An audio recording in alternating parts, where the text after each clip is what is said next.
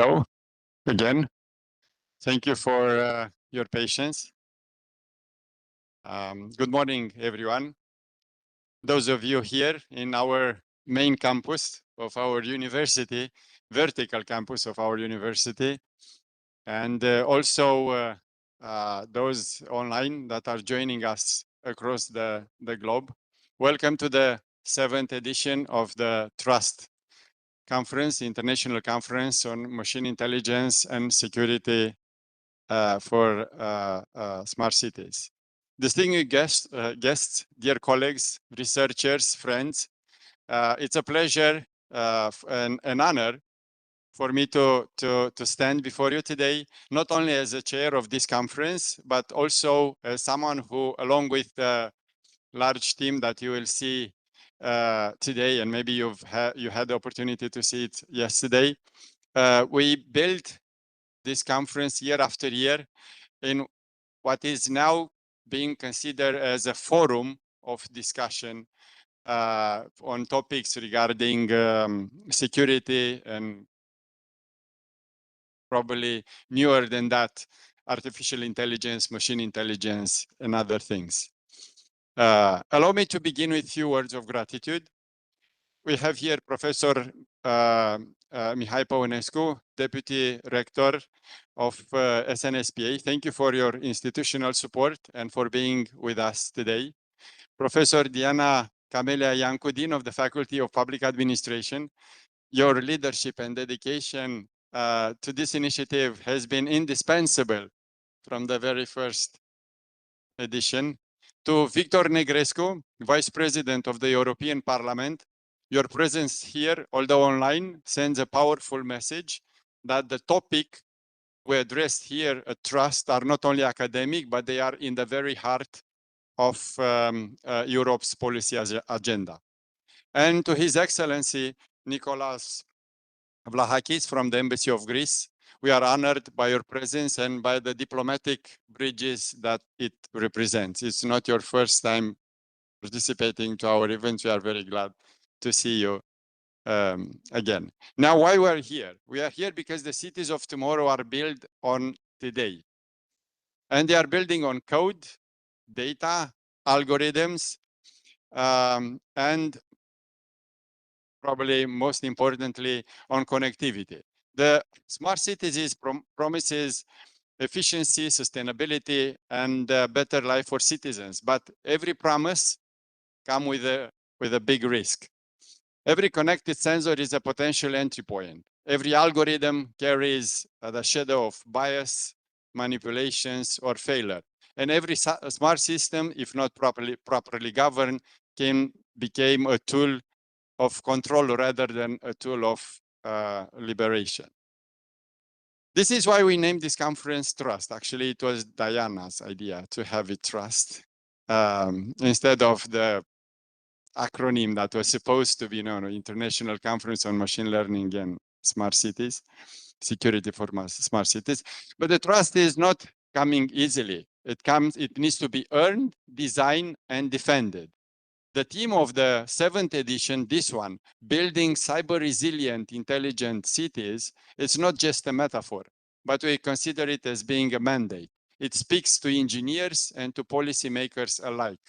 I often find myself saying that we need a Romanian to Romanian dictionary. And this is because we need to translate the technical language into the policy makers' languages and vice versa.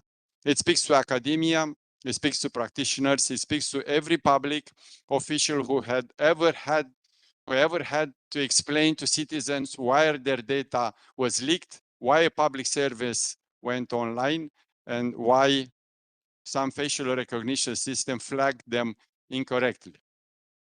Looking at the program of today, I suppose everybody have one in front of. I'm very proud of the breadth and depth of what this community has assembled. We have 94 participants from 70 countries. Of course, Romania is leading, followed shortly by Republic of Moldova. Very happy to have you here. We also have from Albania, Azerbaijan, South Africa, Vietnam, Ukraine, Hungary, Poland, Germany, Greece, Spain, Belgium, and so many other countries. 63 institutions are represented here, which means this is not a local event. It's a global conversation, and we are happy that this is happening here at the National University of Political Studies and Public Administration. Yesterday, our doctoral workshop gave the floor to the next generation of scholars, PhD candidates whose research and topics likely explainable AI, cyber resilience, and structural transformation in the digital age, shown us the future that the future is in the very capable hands. Today, across 3 parallel expert panels, we will tackle artificial intelligence in smart cities, AI in cybersecurity, and the full spectrum of challenges from regulatory compliance to information sabotage, from IoT vulnerabilities to the democratic implication of Gen AI. We will hear from researchers, diplomats, military experts, public servants, and innovators, because cyber resilience does not belong to a single discipline. As we were speaking just before starting the event, is a pluridisciplinary area of research. Let me be direct about one thing. We live in a world where AI can simultaneously be the doctor who detects cancer earlier, the soldier who targets without human oversight, the journalist who writes in 10 languages, and the fraudster who impersonate your bank. The same technology that promises to make our cities smarter can make them more fragile, more surveillant, and more unequal if we let it. And trust exists to ensure that we don't let it. Our work, your papers, your panels, our debates fits directly into policy conversation at the national and European level. The publication of selected papers in our journal, Smart City and Regional Development Journal, as well as trust proceedings and a volume that we'll publish in addition to this, will ensure that your findings won't stay in this room alone. They will travel, they will inform, and they will hopefully challenge.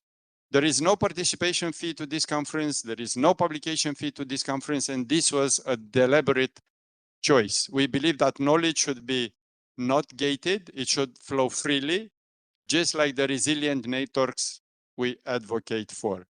To our guests joining online, and I'm saluting you, you are not a secondary audience. You are a full part of this community. Your questions and interventions, perspectives from Kiev, Baku, Patiala in India, or Johannesburg in South Africa, make the conference what it is.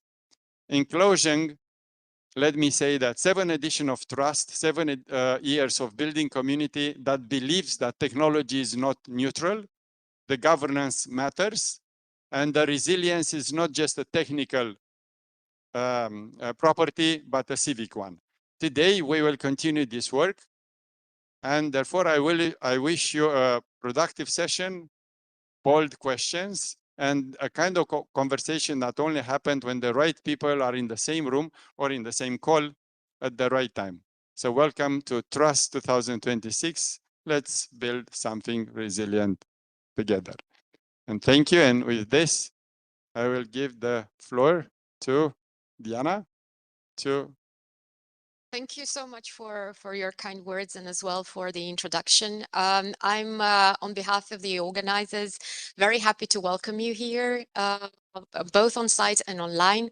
I'm really grateful to the panelists and to the distinguished guests who took their time to participate in this conversation.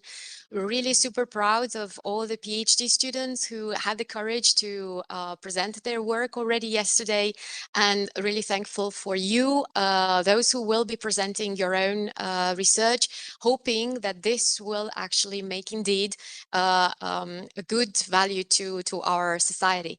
I'm very proud actually to be here with you today, since not only all the reasons that Katalin has mentioned already The fact that we are trying to build this community for some time, that there's a lot of people, you know, friends already, I think, of this initiative present today, but also, you know, supporting this type of work throughout the years. But most specifically because I believe it's a very important topic of conversation today. There's many policymakers who address this. There is national, European, international, anyway, point in different agendas worldwide. And I think for a faculty of public administration is an absolute,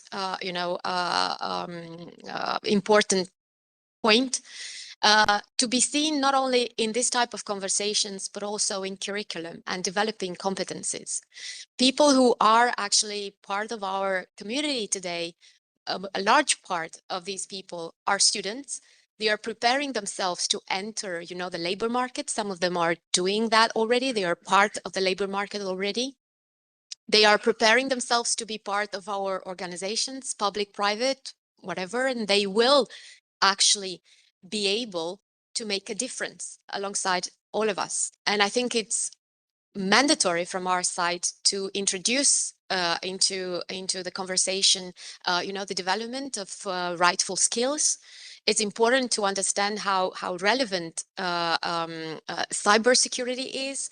So I'm really grateful actually for these conversations here and for your works, because they are actually the ones who will help our students and our faculty to shape the competencies in such a way as these students today will be the experts or professionals tomorrow. So I'm super grateful for all your effort and for the service that you are providing to our community. And I'm extremely happy that we have the support of not only our university leadership, but also the support of the European University Alliance that we are part of. Cybersecurity is super important for their agenda as well.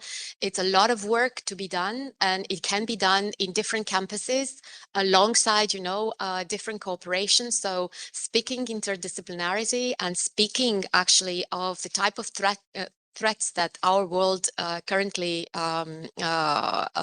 knows, I think is quite relevant. So thank you, Katalin, for making this possible. And I think the floor now needs to go to our very own Deputy Rector, who's also part of the leadership of Civica, the European Alliance of Social Sciences, and who knows best, much more of how important, this work is internationally. Thank you so much, Mihai, for being here with us today. Thank you. Thank you, Diana, and thank you, Katalin, for putting together this very interesting conference. I haven't been part of previous sessions, but listening to Katalin and to how enthusiastically he spoke about it, I'm really very curious to hear about the developments of these 2 or 3 days of conference that you have. So first of all, welcome to our campus. As Katalin said, is a vertical campus in developing region of the city. So the topic of the conference also maybe addresses the role of universities as knowledge producers in our society, and also part of the governance. But reading the title, Building Cyber Resilient Intelligent Cities, I understand that's full of challenges. This smart cities governance that comes on top of more traditional challenges, for instance, like maybe decentralization and public management. How technology can at the same time empower these aspects, the governance of the cities, but at the same time, what are the challenges that it raises in terms of security? As Katalin very well said, technology can be an opportunity, but it is also something that we need to see how it works and what are the challenges that it brings. The conference is very important for us, as also Diana said, with regard to our institutional policy and strategy for developing research and also for building international relations. And hearing that the conference brings together participants from so many nations across the globe. That is really an important achievement at the outset, but definitely when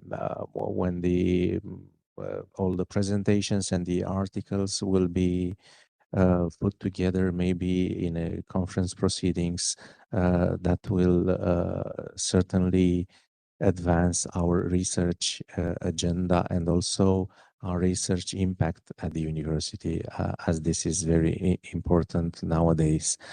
I was also wondering how Catalin manages with all these time zones to bring together people from so many parts of the world, but definitely I think the interest for the conference and the challenges that it raises and tries to answer maybe are an answer for the commitment that people have for this conference. I will not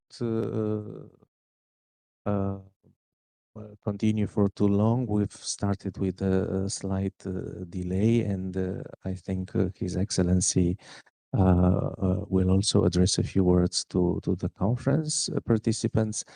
Once again, welcome. I'm truly confident the conference debates and the presentations will be very interesting and will answer, or at least will try to answer problems, or to even maybe raise other important problems, but definitely it will be a fruitful discussion and opportunity to bring together perspectives from so many regions in the world. Cities become equally important as nations, and their governance based on technology is of crucial importance, and knowing from each other from good practices is also a key aspect of events like this one. Not least the fact that you come from various backgrounds, either in research, diplomacy, or maybe even governance or civil service.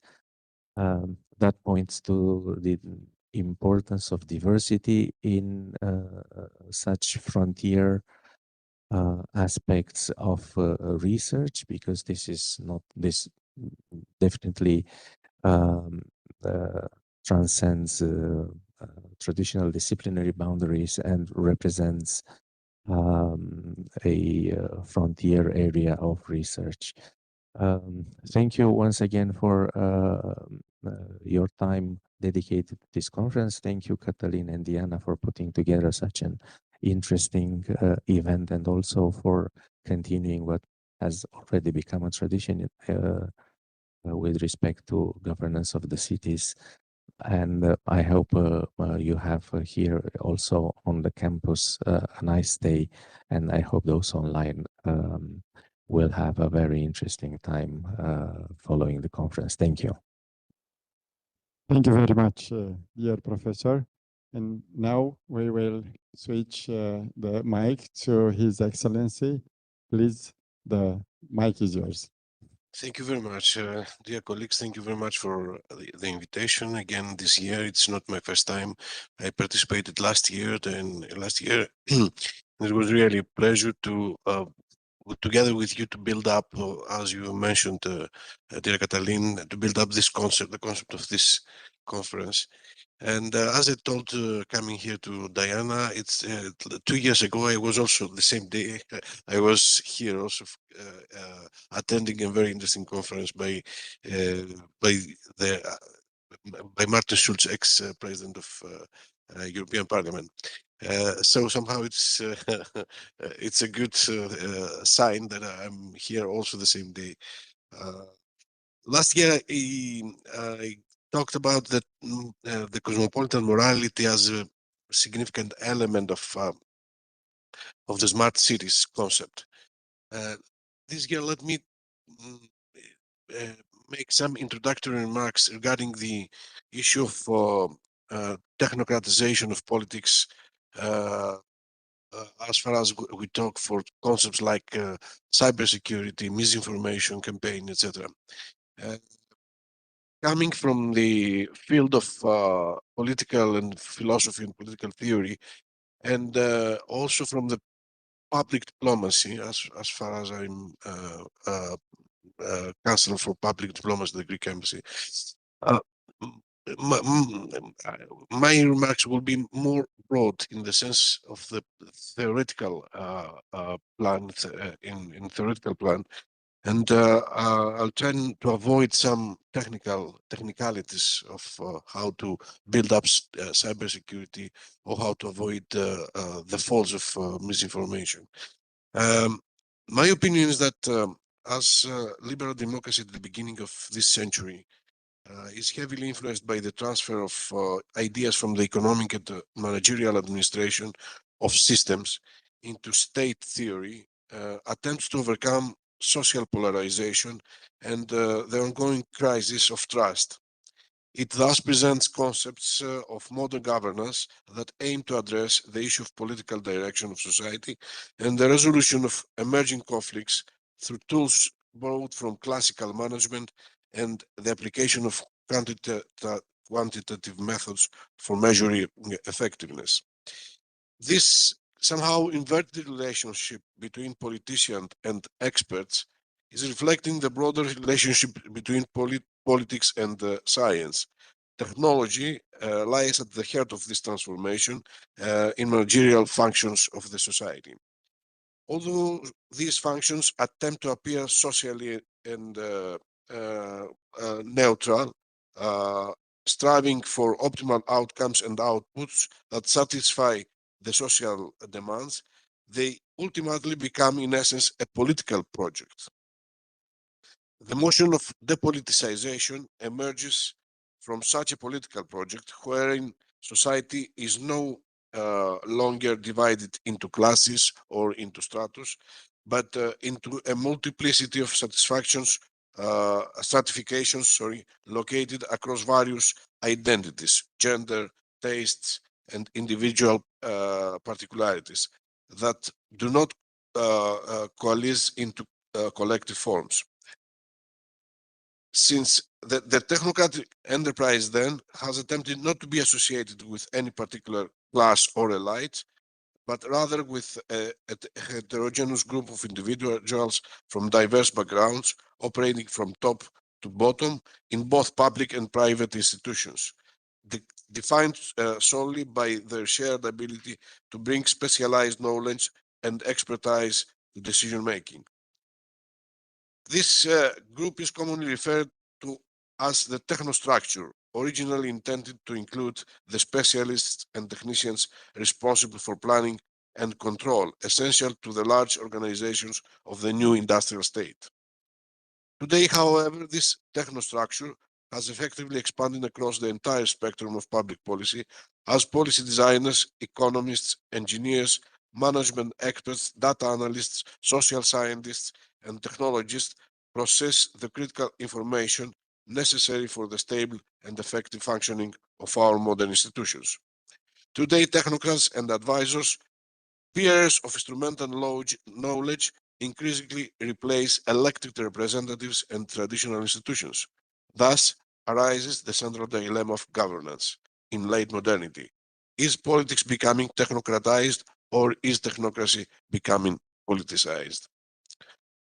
Multiple crises and the legitimacy crisis in recent years, the emergence of multiple crises with global dimension has produced initially termed the legitimation crisis of the system. Systemic outputs that fail to meet rising inputs tend to create a situation in which the questioning of post-liberal democracy may become inevitable. The reassertion of politics understood in terms of mediation, institutionalization, and social struggle, leading to new synthesis of ideas, is once again imperative. Democracy can only regain its lost credibility through the participatory dimension. Let me say a few words about the philosophy behind the idea of the smart polis, the smart city.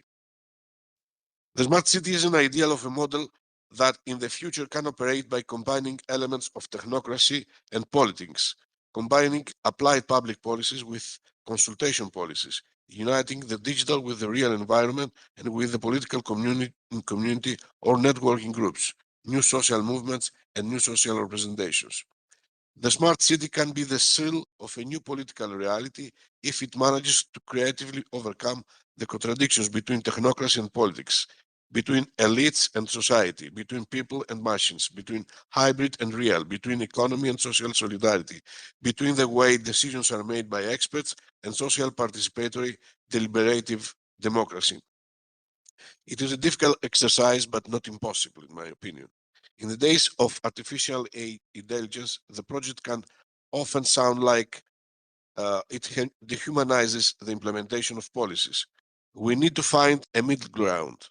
However, only if the idea of the smart city is combined with politics and not with the impersonal application of algorithms, only if political consultation groups operate at all levels and with new decision-making tools, only then can the project of intelligent cities that do not cease to function as demos in the ancient Greek meaning of the term succeed. Let me say only a few words about the project of becoming 6 Greek cities, EU climate neutral and smart cities by 2030. 6 Greek cities, Athens, Ioannina, Kalamata, Kozani, Thessaloniki, and Trikala, have been selected by the European Commission among other cities participating in the EU mission for 100 climate neutral and smart cities by 2030 in the domains of energy, transportation, and urban planning. The mission for climate neutral and smart cities is a novelty of the Horizon Europe Research and Innovation Program for the years 2021-2027, and it aims to bring concrete solutions to the big challenge of climate change and digital transformation. The selection of the Greek cities is a great success of the country, and it is the result of hard work and cooperation between the 6 cities and the Greek Environment Ministry in the last 2 years. Concluding, I should underline something, in my opinion, quite significant. In antiquity, political society discovered the concept of the demos and democracy, which has, however, replaced by the onslaught of large imperial structures. During the Middle Ages, the search for the ideal society through the concept of Civitas Dei was the dominant, albeit utopian model of state organization centered on a hegemon. It is crucial today, in our days of the AI, that the concept of the smart city operates with inclusiveness and on a human scale, with a living and functional democratic principle of formation. Thank you very much. Thank you very much, Your Excellency. And now we give the floor, online floor, to Victor Negrescu, Vice President of the European Parliament, who was willing to address few words all the way from the European Parliament to here, to us, to the National University of Political Studies and Public Administration. Please, Robert. Dear colleagues, distinguished guests, dear friends, it is a pleasure to address you today through this video message for the 7th edition of the International Conference on Machine Intelligence and Security for Smart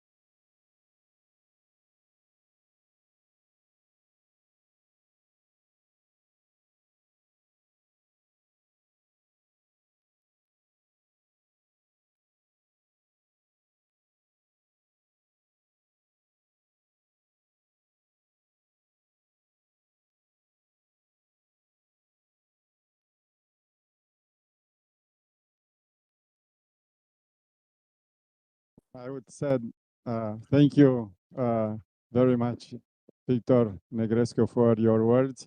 We will send him our our appreciations. Very strong and deep thoughts. And now I will give the mic back to Diana, and maybe. Thank you so much. I don't know. I think it works, right? Maybe. Yeah, well, so I just wanted to say that for those of you who do not know, there's a lot of events that are happening right now in the same time or will be happening. Victor Negrescu, he's when he's here, actually, we refer to him as professor. When he's giving speeches from Brussels, I guess it's normal and it's yeah. It's but it's also the vice president of the European Parliament, which in itself means quite a lot for us as a community. But Victor, for instance, is a person who's initiated at the level of the European Parliament Digital Day. So this is an event that he actually hosts. It's very important to raise awareness towards what's happening in Romania and elsewhere also on this regard. So we're really, really grateful for this type of initiative. We're very happy also that there is there are several networks that picked up on our push, and for instance we've introduced recently rather at the network of institutes and schools in public administration in Central and Eastern Europe, the so-called SNSPA network, very active also not only in CEE region but also in Caucasus and in Central Asia. A panel which is dedicated specifically on cyber security and resilience. Cătălin here, he's one of the chairs, one of our professor from Kaunas Technical University is the other co-chair, and we also have the support of our colleagues in Cluj-Napoca, in Babeș-Bolyai University. That particular panel, again, I think talks of the importance that, also the community of scholars in public administration give to this topic.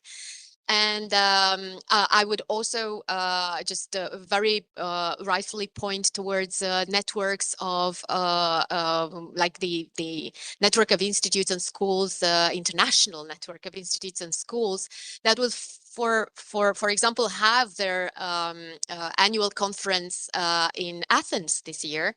And it's going to be, I'm sure, an amazing conference. IASIA is the network that I'm referring to, and it's actually quite embedded in the topic of cyber security and also resilience. So these, alongside all the numbers that were mentioned by Victor, I think spoke of the relevance and also the time, of these type of interventions. I really hope, the voices of researchers also, help policymakers into designing, better strategies and more consolidated instruments for action. And I think it's rather time to say that as a university, we're really proud of being, in the center of this networking. And I think it's really valuable to connect policymakers with those who create or design ideas. So co-participation and co-designing could help actually, and could also help in collecting data for what should be, purposely evidence-based decision making. So I'm really grateful for these conversations here, and very excited to start these conversations. There will be a very brief time now, moving to practicalities. 10 minutes, I think, of a short break. So people could, enjoy still a warm coffee here on site, or maybe some pastries. But in the same time, I would like to point to the fact that we will have not only an on-site panel continuing here after this small break, but also an online panel. And I would like to thank, on behalf also of Cătălin and all the organizing team, to our dear moderators that will be doing a lot of work just in this time that comes. There are two panels. I have here Adelina Dumitrescu-Pecula. She's our chair of Department of Public Policy and Economy, and she's going to be one of the moderators online. Online, I've seen for some time another colleague of ours, Elena Marinica, and she's also going to act as one of the chairs. So I just want to salute everyone who's going to take part in this activity. Wish you very fruitful conversations, and hopefully, you know, all the discoveries you present today will become part of a printed and online version of the proceedings of this conference. And hopefully, yes, they will make an impact where it should, right? Not only at policymakers, but also at grassroots level. So thank you, everyone. Do enjoy this small break, and we will reconvene here, but also meet online. Thank you so much.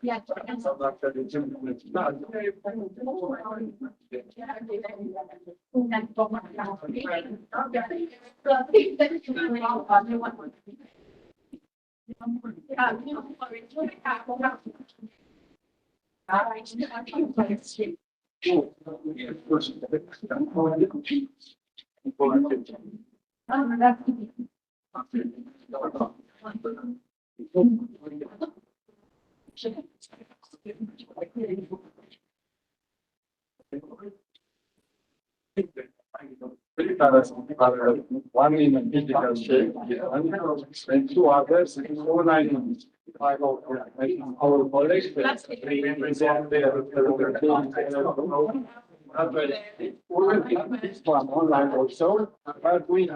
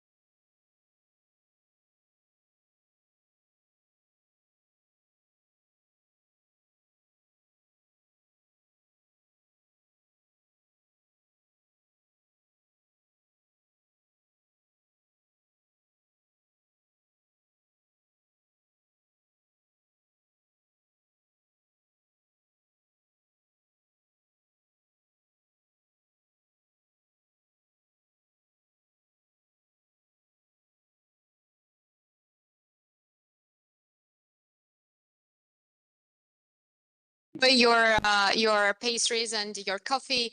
But considering that there is a very nice list of presenters today, I think we're about to start.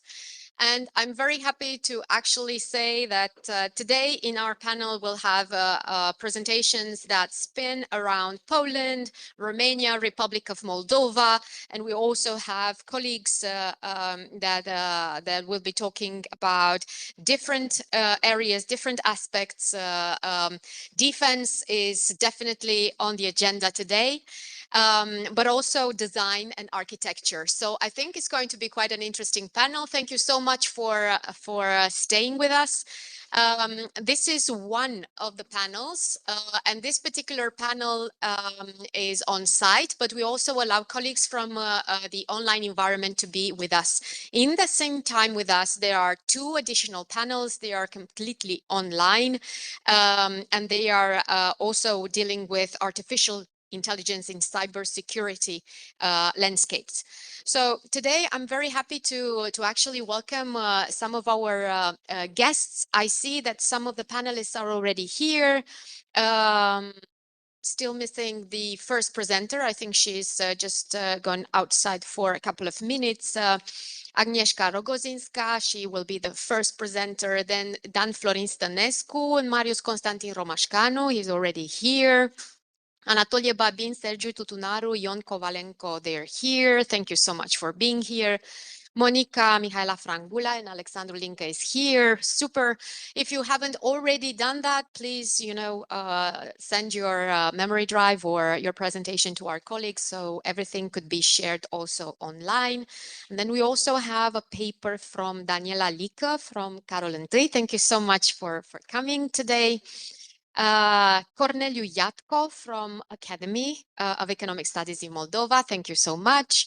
And then my pleasure to welcome again Professor Gabriel Lazar from Ascendia, this a long-time partner of our university and the Smart-EDU hub. Thank you so much for joining with the paper with Adriana Mălureanu and Georgeta Pănișoară. Still missing our very own Ioana Dogeanu, but I'm sure she will be here. So we're pretty much, everyone is here. So we're ready to go. The first presenter today comes from the Institute of International Security War Studies, University in Warsaw, in Poland. Agnieszka Rogozinska, professor, thank you so much for coming. And I'll give you, the floor. Just a second. You will have also your presentation. It can be played by my colleagues, so the only thing you need to do is just say hit on the next, of course, whatever is more comfortable. Ladies and gentlemen, good morning. It's a honor to be here today. Thank you for this opportunity. My name is Agnieszka Rogozinska. I represent the Institute of International Security, Warsaw University in Warsaw, Poland. Today, I would like to present a part of my research titled Cyber Governance, Disinformation and Digital Trust, lesson from the 2022 Ukraine case study. When we think about cybersecurity, we often focus on technical issues, such as malware, hackers, and network security. However, my research suggests that the cybersecurity is also about governance, communication, and public trust. However, the war in Ukraine demonstrates that cyber attacks increasingly occur alongside information operation. Their goal is not only to disrupt system, but also to influence public behavior and to weaken social resilience. This observation led to the following research question: how can cyber governance help societies remain resilient and maintain trust during geopolitical crisis?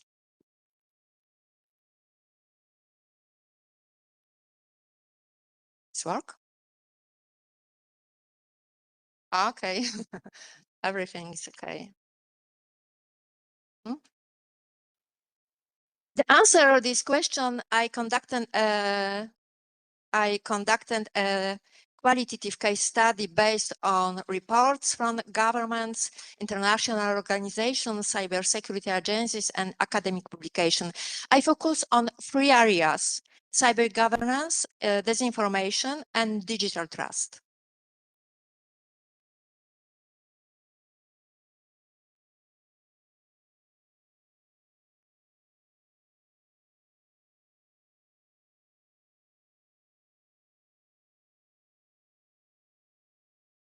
The first finding is that resilience depends on governance, not only on technology.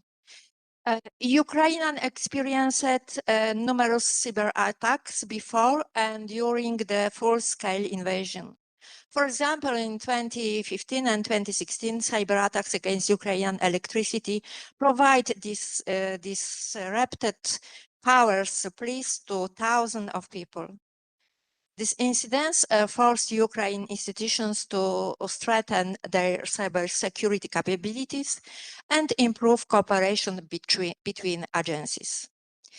The key examples from 2022 were the use of destructive malware. In January 2022, Ukrainian government systems were affected by Whispergate malware.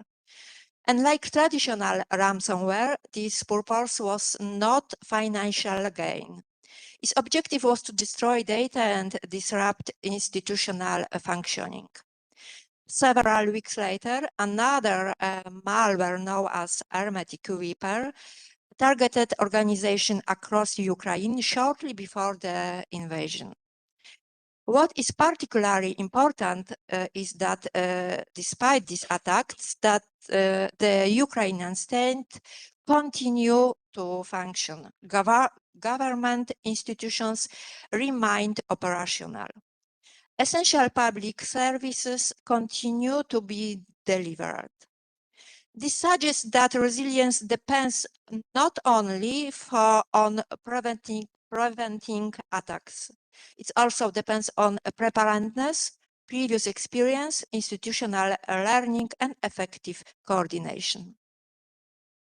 In other words, good cyber governance increases a society's ability to absorb and recover from cyber incidents.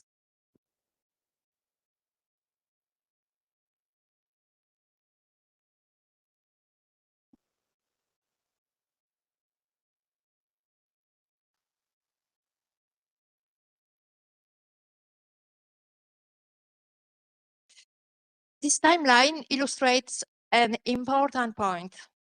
Ukraine's resilience was built over time. The attacks in 2015 and 2016 exposed vulnerabilities in critical infrastructure.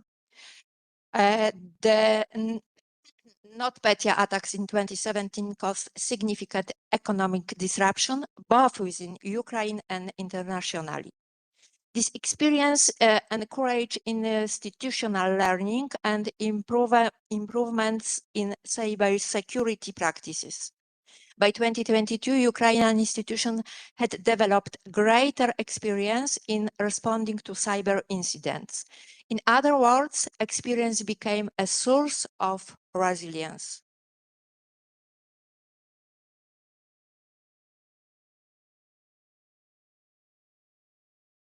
The second finding is that disinformation should be understood as a security challenge. Cyber operations were accompanied by large-scale information campaigns. False narrative, thank you very much.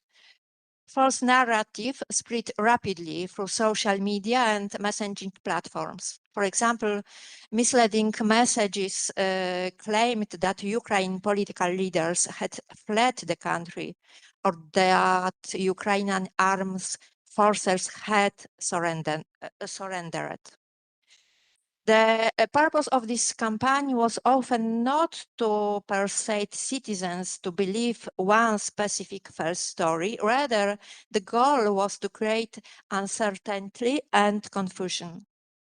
When people no longer know which source they have confidence, in institutions may begin to decline. Therefore, disinformation is not only a communication problem. It can undermine social cohesion, weaken institutional legitimacy, and reduce resilience. This suggests that protecting information integrity should also be considered an important element of cyber governance.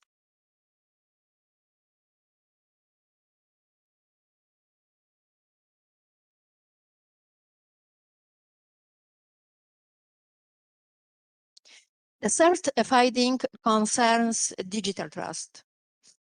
Trust affects whether people follow official guidance, use public services, and cooperate with authorities. One important example from Ukraine is the DIA digital platforms. DIA allowed citizens to access identification documents and government's service through their smartphones. This example is particularly important because despite the ongoing war, DIA remained operational. Citizens continue to use digital services even under extremely difficult circumstances. This case illustrated that digital services do more than provide convenience. They can strengthen confidence in institutions when it is needed most. Therefore, digital trust should be treated as a strategic resource that supports resilience during crisis.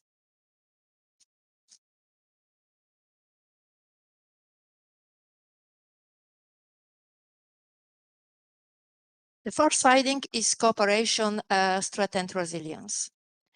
No single institution can manage complex cyber threats independently. The Ukrainian case illustrated that the importance of collaboration among governments, private companies, international organizations, researchers, and civil society. Ukraine received technical support, cybersecurity expertise, and threat intelligence from international partners.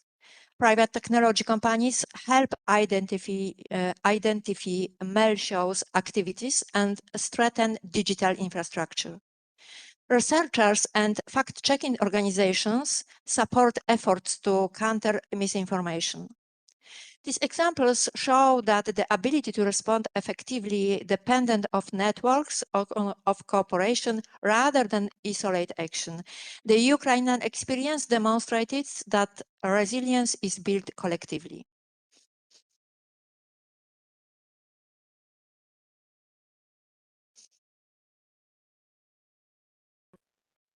Based on these findings, I would like to highlight 4 broader lessons. First, cybersecurity is not only a technical issue. Governance, preparedness, and coordination are equally important.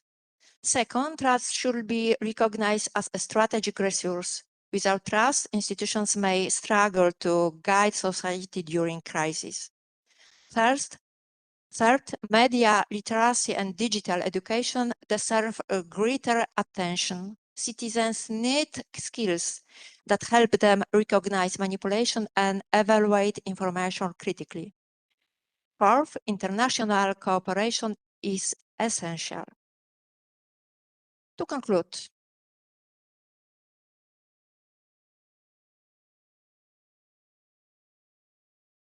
the Ukrainian case demonstrated that resilience in the digital age depends on much more than technology.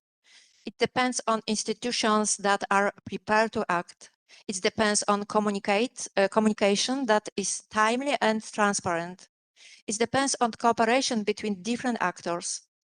And it depends on trust between governments and citizens. The evidence from Ukraine suggests that societies that invest in these areas may be better prepared for future hybrid threats. I hope that the findings of this research contribute to ongoing discussions about how we can strengthen resilience and protect democratic societies in an increasingly digital world. Thank you very much for your attention. Thank you for your presentation, Professor. I think this is one major point that also transpired yesterday from the presentation of, emerging scholars. Obviously, technology can take many shapes, and it can very well deepen the incapacities, administrative incapacities, the less consolidated, organizations, as they can, of course, sharp, good elements. And it's also, of course, important to recognize the link between, institutions and technology, and, of course, as scholars of cyber resilience, also look into how institutions are designed. And it's because of multi-domain character of environments, yes, security environments. And of course, I think it also matters that we are currently, as many of the scholars in our field say, we are crossing a polycrisis. So there's multiple turbulences on different levels. And obviously, of course, the instruments we are preparing to fight against, all these challenges need to be as well, coming from a lot of disciplines and need to be interdisciplinary. So thank you so much for your paper.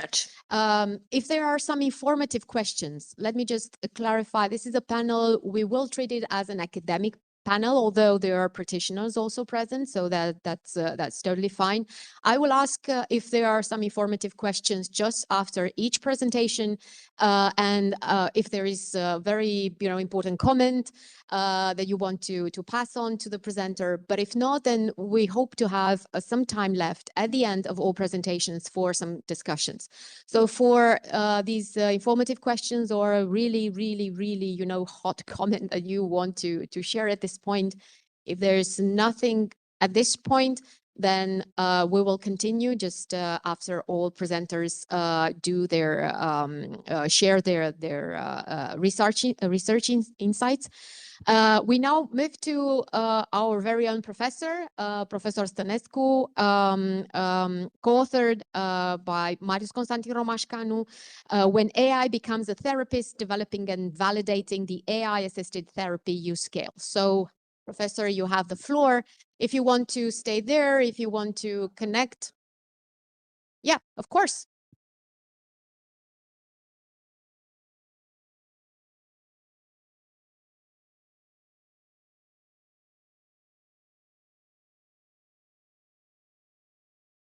My name is Dan Stănescu. I'm an assistant professor here in SNSPA, and together with my colleague, Marius Constantin Romașcanu, is also a teacher, professor here. We will present our work titled "When AI Becomes a Therapist, Developing and Validating the AI-Assisted Therapy Use Scale." I want to share a short story with you. I'm also a certified psychotherapist, and the idea popped up when one of my clients, an adult male, 47 years old, in one of my comments in a therapy session said something like that. This is exactly what ChatGPT told me. And I was replying to him, perhaps we have read the same books. And then I realized that how much people are starting to rely on using those types of chatbots for different areas of their lives, including emotional relief and searching for advices in different type of life situations. This research explores a rapidly emerging phenomenon, the increasing use of AI tools for emotional support, self-reflection, and mental health-related coping. Come on. Yeah, thank you. Okay, thanks a lot. You could follow my own. Yeah. Okay. As AI systems become more accessible and emotionally responsive, many individuals are beginning to use them in ways that resemble therapeutic interactions. However, to date, no dedicated psychometric instrument has been designed to assess this type of behavior systematically. In some cases, these tools may provide adaptive psychological support. In other cases, they may unintentionally replace interpersonal or professional help or postpone this type of support. The purpose of this project was to develop and validate the AI-assisted therapy use scale, shortly named AI-EDU. More specifically, we aim to measure adaptive uses of AI, such as emotional regulation, stress, coping, and self-understanding, but also potentially maladaptive tendencies, such as replacing human support with AI, delaying professional help seeking, or developing excessive reliance on AI systems. We wanted this scale to capture both the beneficial and potentially problematic dimensions of AI-assisted emotional support. You could change it, yeah. Okay. First, we started with the development of the scale, and to ensure methodological rigor for any psychometric scale, we followed the systematic multi-stage scale development process inspired by Boateng and colleagues. The process included item generation, expert refinement, pilot testing, exploratory factor analysis, and confirmatory factor analysis. We began with theoretical exploration and item construction, followed by statistical validation procedures to establish reliability and construct validity. The process was iterative, meaning that the scale evolved continuously based on empirical evidence. Okay. Could follow my, okay, thank you. The first stage involved a comprehensive literature review. We examined existing instruments related to trust in artificial intelligence, attitudes toward mental health support, emotional dependence, and on conversational AI, and AI use in psychological context. Examples of the scales included the trust in automation scale, mental help seeking attitude, AI in mental health scale, and conversational artificial intelligence dependent scale. This qualitative phase was extremely valuable because it revealed real-world ways in which people already use AI emotionally. Based on these findings, we have created an initial pool of 25 items.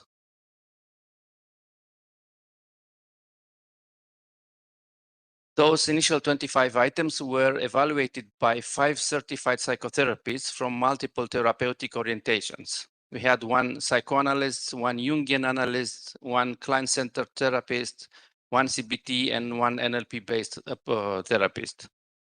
The goal was to ensure content relevance and conceptual clarity. Experts rated each item on 5-point scale. Items scoring below the acceptance threshold, which was 4, were removed. After refinement, 22 items remained. These items were then piloted on a student sample of 40 participants to identify ambiguity, response difficulties, or problematic wording. No major issues were identified during the pilot stage. The second one was scale validation. The validation phase involves statistical screening and psychometric analysis. Our objective were to determine here whether the items formed coherent dimensions, whether the scale was reliable, and whether the structure was statistically sound. Sample size adequacy was determined using the commonly recommended ratio of approximately 10 participants per item for exploratory factor analysis. So we end up having recruited a convenient sample of 260 participants. We needed 250, but because we end up having only 22 items, 220 will suffice, but we end up having 260. They were invited to fill in a Google form questionnaire. Participants range in age from 18 to 55, with a mean age of approximately 22 years. All participants provided informed consent before participation. Regarding construct validity, thank you. We first examined inter-item correlations to identify redundancy and multicollinearity, and several items showed extremely high correlations, suggesting conceptual overlap. For example, item 1 was very strong correlated with item 3, 6, and 20. And to improve scale parsimony, these overlapping items were also removed. We also examined corrected item to total correlations, so the correlation between each item and the total score of the scale. Items below the accepted threshold of 0.50 were excluded because they contributed weakly to the overall construct. At the end of this process, 17 items remained. Then we moved to exploratory factor analysis. Before conducting this, we assessed sampling adequacy. The Kaiser-Meyer-Olkin, it's a criteria, you need to have it more than 0.6. We end up having 0.9, which indicates excellent adequacy. When Bartlett's test of sphericity was statistically significant, confirming that the data were appropriate for factor analysis. Together, those indicators supported the suitability of the data set for dimensional exploration. And we started the exploratory factor analysis.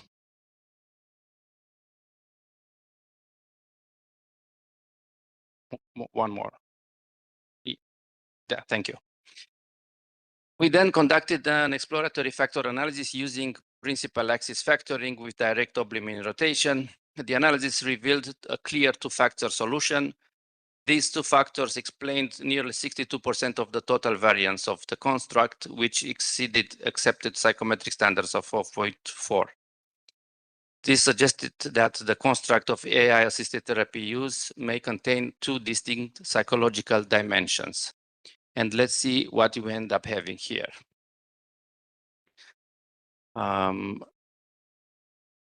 We further refined the model by removing cross-loading items, which means that items correlated among them on those two factors, those two models, and items with insufficient factor loadings below 0.7. This step ensured conceptual clarity and structural simplicity. The final EFA, exploratory factor analysis solution, contained 9 items distributed across 2 factors. Importantly, the Cronbach alpha coefficient demonstrated excellent internal consistency above 0.92 for factor 1 and above 0.88 for the second factor and above 0.93 overall. And this is how the first version of the scale looks like. You could see the factor loadings for each item. The first 6 items were on the first factor and the last 3 ones on the second one. And here, the first factor reflects the use of AI for emotional support, coping, self-reflection, and emotional regulations. And the second one reflects replacement tendencies, meaning that the use of AI as a substitute for professional or interpersonal support. And this is the hierarchical model of AI-TU scale.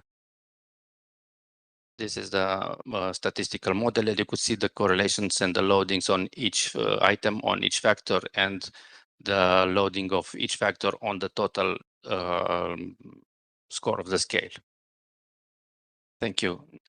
But that's not enough for a scale development and validation. We need to perform also a confirmatory factor analysis. Next, we tested the model using CFA. The initial model suggested that several items did not fit optimally and were therefore removed. The final confirmatory factor analysis demonstrated very good fit indices. CFI comparative fit index and Tucker-Lewis index close to 98, root mean square error approximately 0.07, and an acceptable chi-square ratio. Overall, the data strongly supported a stable two-factor model, which looks like that. This is the output from the PLS, Smart PLS. The slide illustrates the final confirmatory model structure. As we can see, all retained items load strongly onto the intended factor, supporting both conceptual clarity and statistical robustness. And this is the final version of the scale with only 6 items. Item 1, 2, and 3 referring to emotional support, Cronbach alpha 0.07, and 4, 5, 6, factor 2 replacing professional help, Cronbach alpha 0.088. What's next? Thank you. When I first sent this presentation, this idea for the conference, the first part of the analysis, this one, convergent validity, was in working, but now I can report it to you. As a next step, we plan to further strengthen the psychometric properties of the SNSPA scale, but examining 3 important forms of validity. First, we investigate the convergent validity by exploring whether this score correlates with theoretically related constructs. And as you could see here, it has strong positive correlation with AI attachment scale, with artificial intelligence and mental health scale, a lower one, but also significant from the statistical point of view with AI mindset scale, and even a lower one, but also statistically significant with mental help-seeking attitude. Of course, that the last one is a bit lower because the second factor is actually replacing the professional help with AI. Second, we will assess discriminant validity in order to demonstrate that the scale measures a distinct construct and is not simply overlapping with unrelated psychological variables. And finally, we aim to establish predictive validity by examining whether the scale scores can predict meaningful outcomes such as delayed professional help seeking, increased reliance of AI for emotional regulation, or broader mental health indicators. In conclusion, this project highlights the importance of developing rigorous psychological instruments for emerging technological behaviors. AI is increasingly entering emotionally significant domains of human life. Therefore, we need reliable tools to understand when AI use is adaptive, when it becomes compensatory, and when it may interfere with professional help seeking. This scale represents an initial step towards systematically studying this phenomenon. Thank you very much for your attention.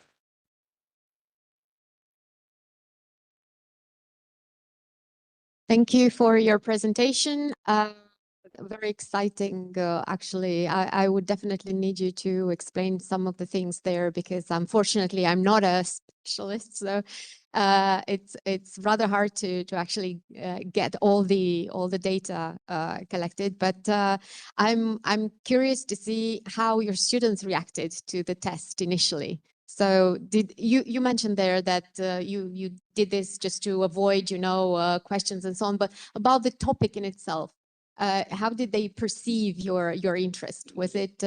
Yeah, there was a huge interest from their side also because all of them reported the use of AI for their own emotional support, or they say that is not non-judgmental, one of the important things, and the confidentiality is 100% assured.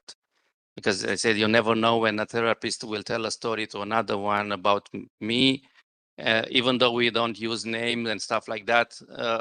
I share a story with this guy telling me that that's exactly what 47. Yeah, exactly. So years, of course, that's a kind of technical presentation. I try to avoid as much as possible some of the things, but it's impossible. Otherwise, it becomes pop science rather than rigorous scientific scale development, which we intend to do.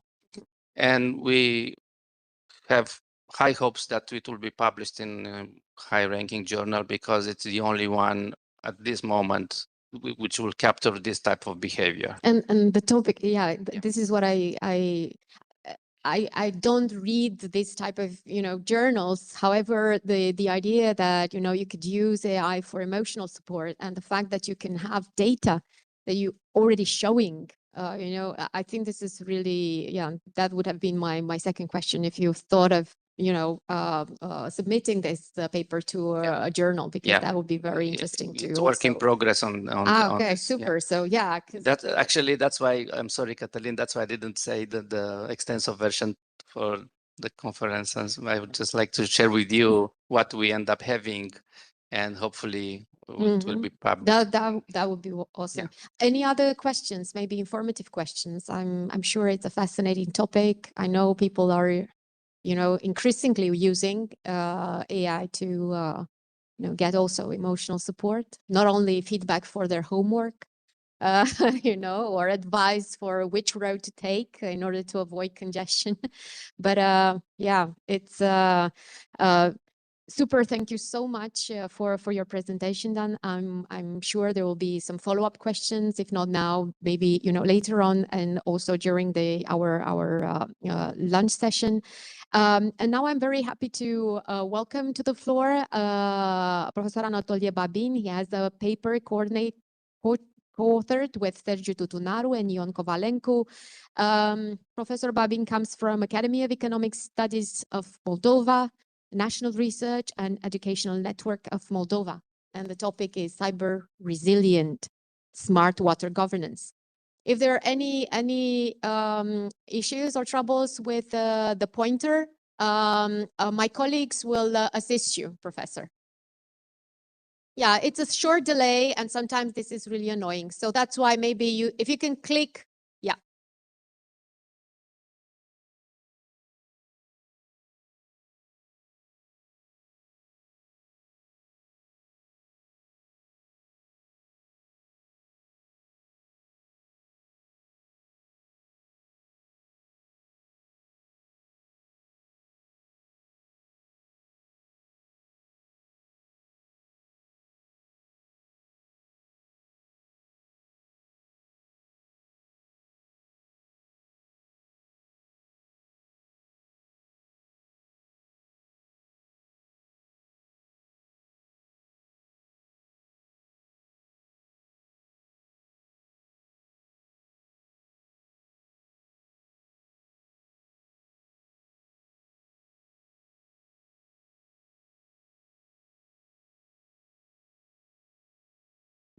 Looking ways for collaboration is interregional, cross-border, and transnational framework in the domain of research, education, and infrastructure.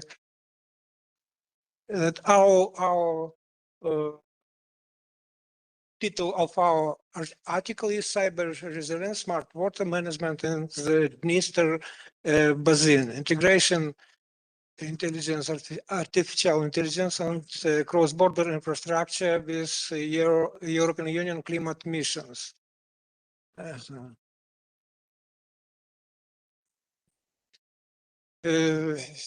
Target area of this our article was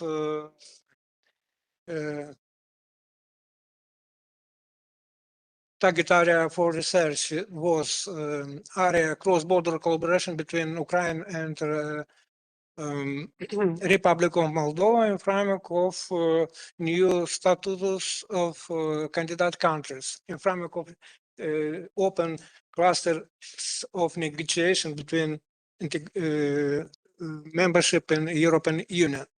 And this is area and problems in this river is basis of switch together with our partners from Romania, from Greece, from Bulgaria, ways to resolve all this project in framework Horizon Europa program, framework of research and possibilities to collaboration at the national level, regional level, and local level.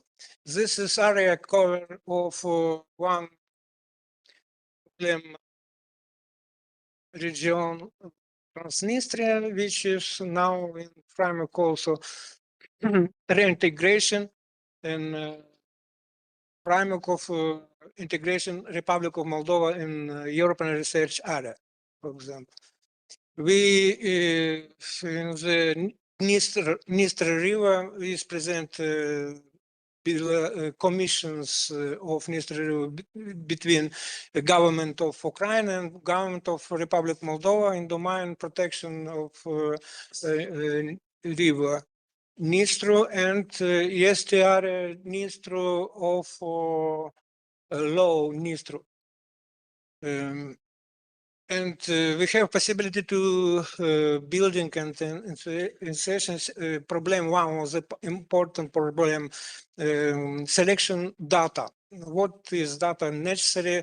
We have best practices selected in the European Union, the north of European Union, but no more this in this domain project. Research project, but in this pilot area we can potential for collaboration and implementation of new technologies, inclusive with artificial intelligence. Euro program Horizon Europa equipped is presented also by the European missions. One of these missions is climate change missions, smart cities, inclusive smart cities. This is important in framework of our collaboration of our Smart-EDU hub, Bucharest. Our team, which is presented in this conference, we work more in the domain of smart villages. But technologies is and ways for implementation, we seek together with our colleagues from Bulgaria, from Romania.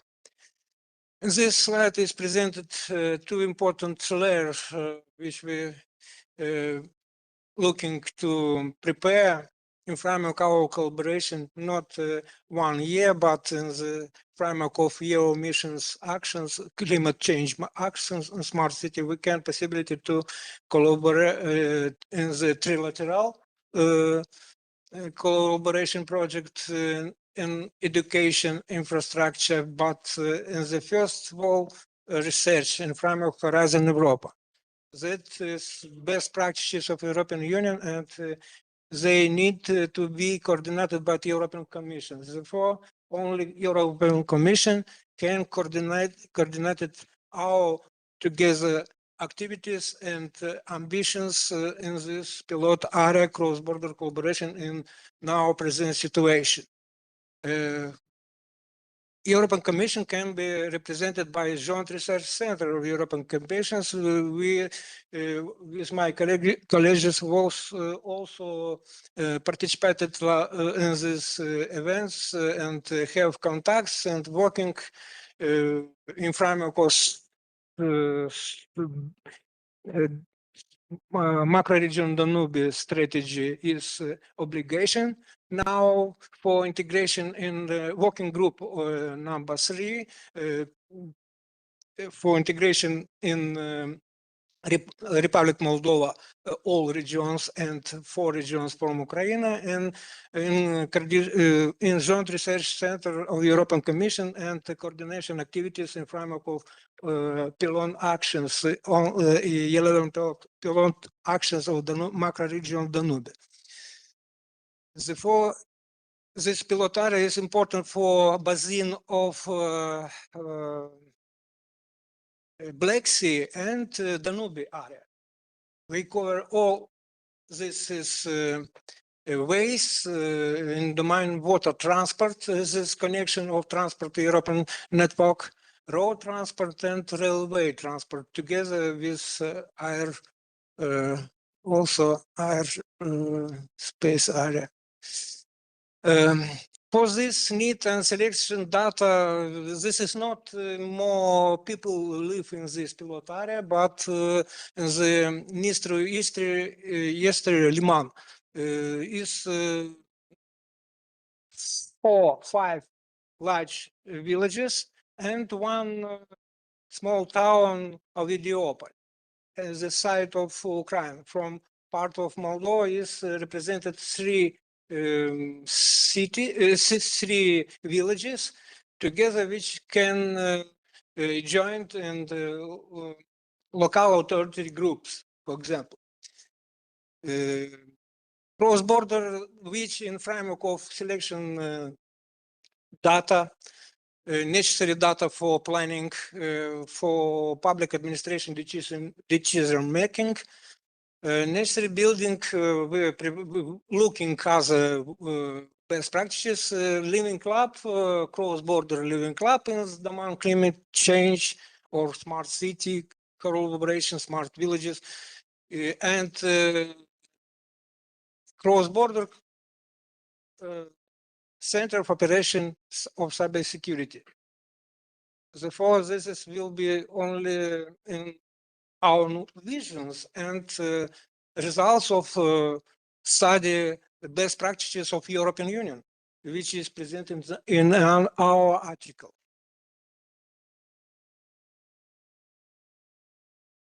Intelligence air. This interesting about artificial intelligence. This is certified by artificial intelligence, which is created data. It is as a technology which is analyzing this data, but we looking also possibilities for interoperability solutions in framework trilateral collaboration or multilateral collaboration with coordination activities by Joint Research Center, European Commission, building building digital twin model with GeoEye digital, with GeoEye instruments and technology news, with which is cover of Inspire Directive of European Commission from 2007 for provide implementation in our cross-border areas. Moldova has implemented this directive from 2016, and we have progress. And but this area, problem area in Transnistria, have not this data, which is presented in 3 annexes of this directive, which is necessary to select it. This is a slide presented of management infrastructure in the area of Low Nistru and Eastern Liman Nistru. And from Moldova part and Ukraine is area presented of Natura Park of Low Nistru, but in the Black Sea closely area, Odessa region and north region of Sud regions of Republic of Moldova.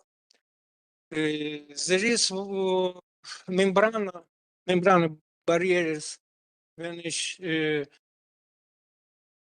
isolated water corridors that actively prevent mixing of salt water and fresh water. This is important, and idea is not constructions, attention for constructions building, but more attention for natural park protection of Nistru and this area, which has potential for bioeconomy and new possibilities to living for people and public administration, which is responsible for management critical infrastructure. Key solutions for green fleet.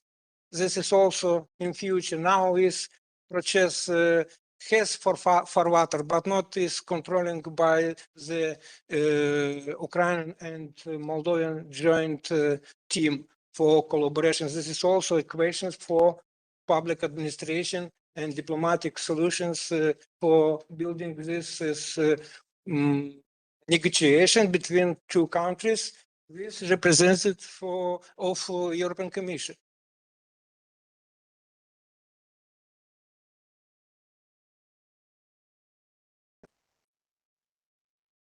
Our team also now is associated in smart specialization platform of circular bioeconomy, coordinated by Oulu University from Finland. But we is also only have associated status and participated in the event of planning and research. Therefore, this is we're looking more potential of this pilot area for bioeconomy, for new technologies attraction in framework of smart specialization approach. And European Union best practices presented that only Spain and Portugal has a strategy of smart specialization, joint cross-border smart specialization. Therefore, this is approach we can transfer in this pilot area for Moldova, Ukraine, Romania, Ukraine, and other way, Tulcha. But now results present that all research and integration region of Moldova and European research area is fragmented, not coordination. We have in phase of negotiation, but have pilot fragments not coordinated by all domain which is necessary to critical infrastructure protection. Governance layer is important for public administration competences, also in a group of interdisciplinary planning or interdisciplinary research is the first of all. And prepare new methodological ways for implementation, selection data, inclusive with special data infrastructure, for example. Small and medium enterprises in Moldova, which is working domain of selection social data, they presented creative sector of economy, but we have in priorities for all regions of development. We have not roadmaps of sectorial plans of activity of these companies. This is they work only business selected this data, but where is public administration? This is one of questions and possibilities. Also, the cooperation and resolve this together cross-border research project interregional. In the VBA of security questions, dual use security, dual use technologies. We have also one excellent test bed, possibility to build in test bed in this area.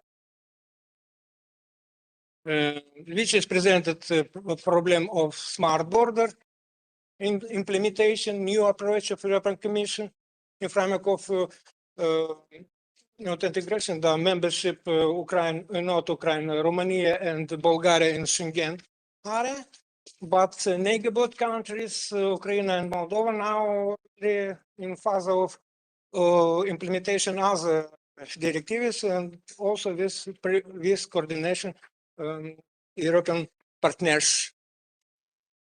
We're looking very well, very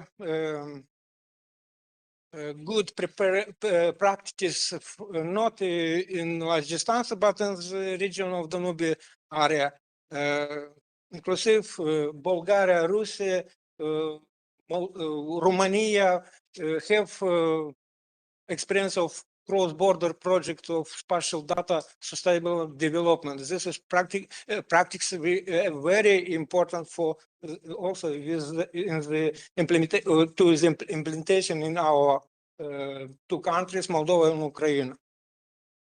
This project was implemented by Ministry of Regional Development Romania and Bulgaria in 2015.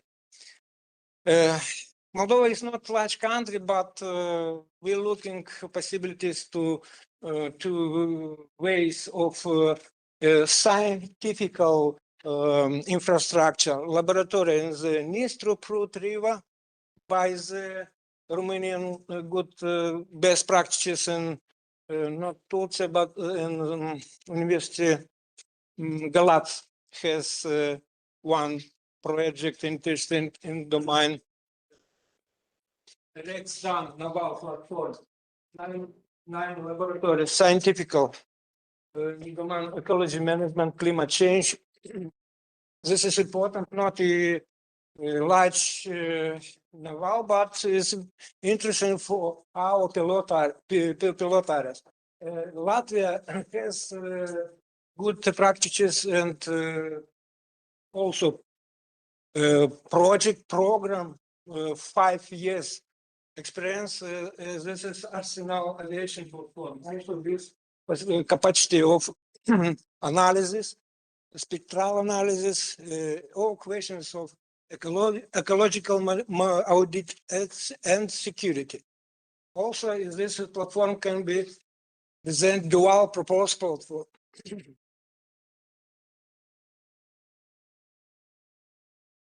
Geopolitical logical,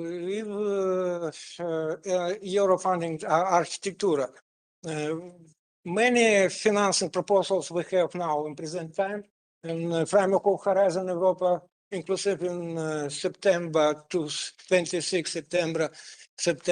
And Romania, we're looking one of the most important experience of building national hub of adaptation in domain climate change. Therefore, Smart-EDU hub with Academy of Economic Study, Technical University, we can building one mobility group to prepare of adaptation in this pilot area, inclusive in Ukraine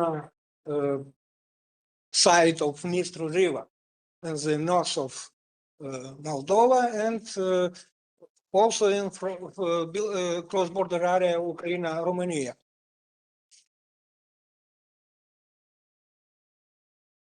This is only plan roadmap 2026-2031 for integration in our activities. After this conference of publication of our article, we can juridical potential for continue research in this domain and prepare white paper, not only presentation. We have 19 page, but have reference data, but necessarily interested from side of European Union, if they have participated in these activities together with Moldovan and Ukrainian researchers.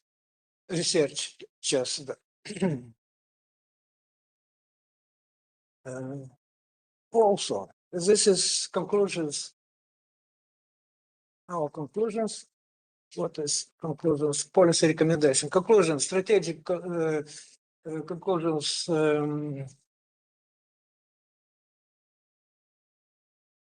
Traditional fragmented water management is difficult for public administration decision making, and only with government public innovative partnership we can deploy it and resolve these problems.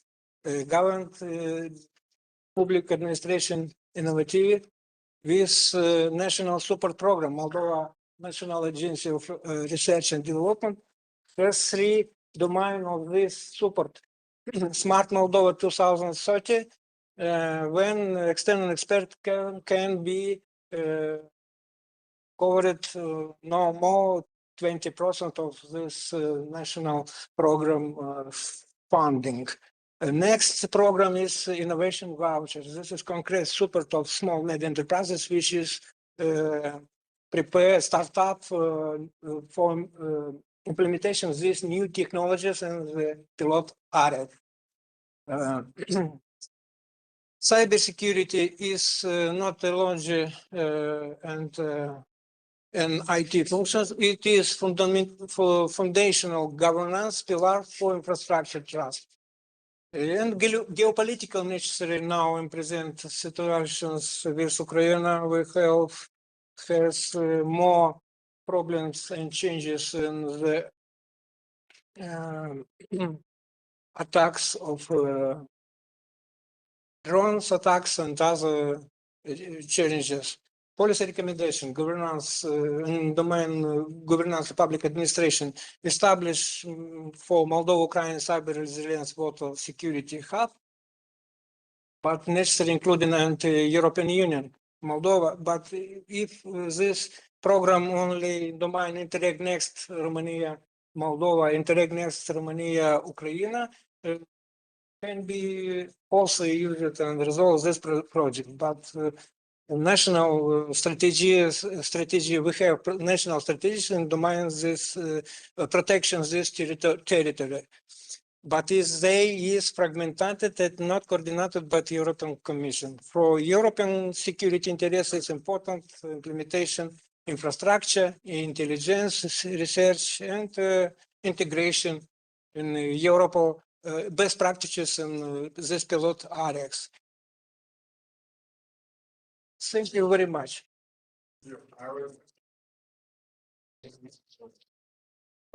Some of the slides you presented, I remember when I was a child looking to images the world of year 2000. They were so beautiful, and now we are in 2026 and still some of the pictures back then are still futuristic. I'm trying to keep up with the ideas, however, of the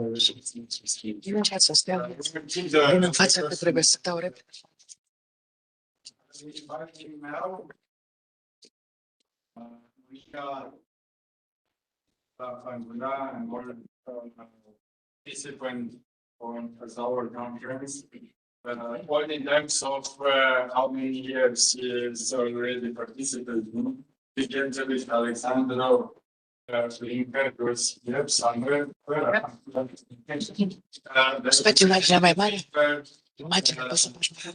Titled The Shift, the evolution of design and architecture under the generative AI experience. As I know, Alexandru is a computer programmer, while Monica is an architect. So we together managed to bring up into attention training. Please, Monica, the floor is yours and the microphone. It's here.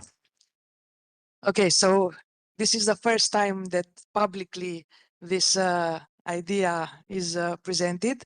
It's actually a mechanism. I'm going to demonstrate you how the AI generative image appearance was able to change the style of architecture worldwide in just a few years. It's an amazing phenomenon. Okay, so as you know, the modern architecture started at the beginning of the century. So we have 1900s already starting to be built the skyscrapers and so on. From that moment, so 1900, the modern architecture starts, and the evolution of modern architecture up to the contemporary architecture, what we are calling the architecture today, has been with this logo, less is more. So it was going towards simple shapes, everything more simple, brutalism, and so on. And what happened?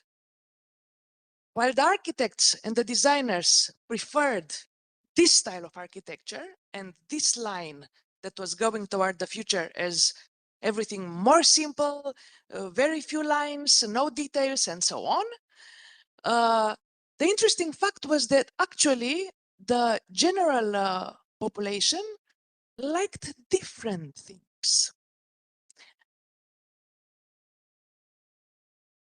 Pritzker Architectural Prize, the most prestigious architectural prize in the world, equivalent to Nobel Prize in science. We will see what was awarded. What are they preferring? It's the same style that is usually promoted in the most of the architectural universities as well. These are what they're saying, what the prize is for. It's given every year to a major architect for his entire life work. Let's see who won last year. Liu Jiahong, 2025. Let's see some of the works featured for this prize that he's been doing. Okay, please follow the images.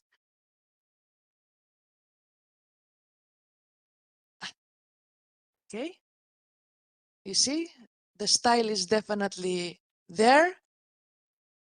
This was the main image they presented when he got the award. Okay, this year, it's from Chile.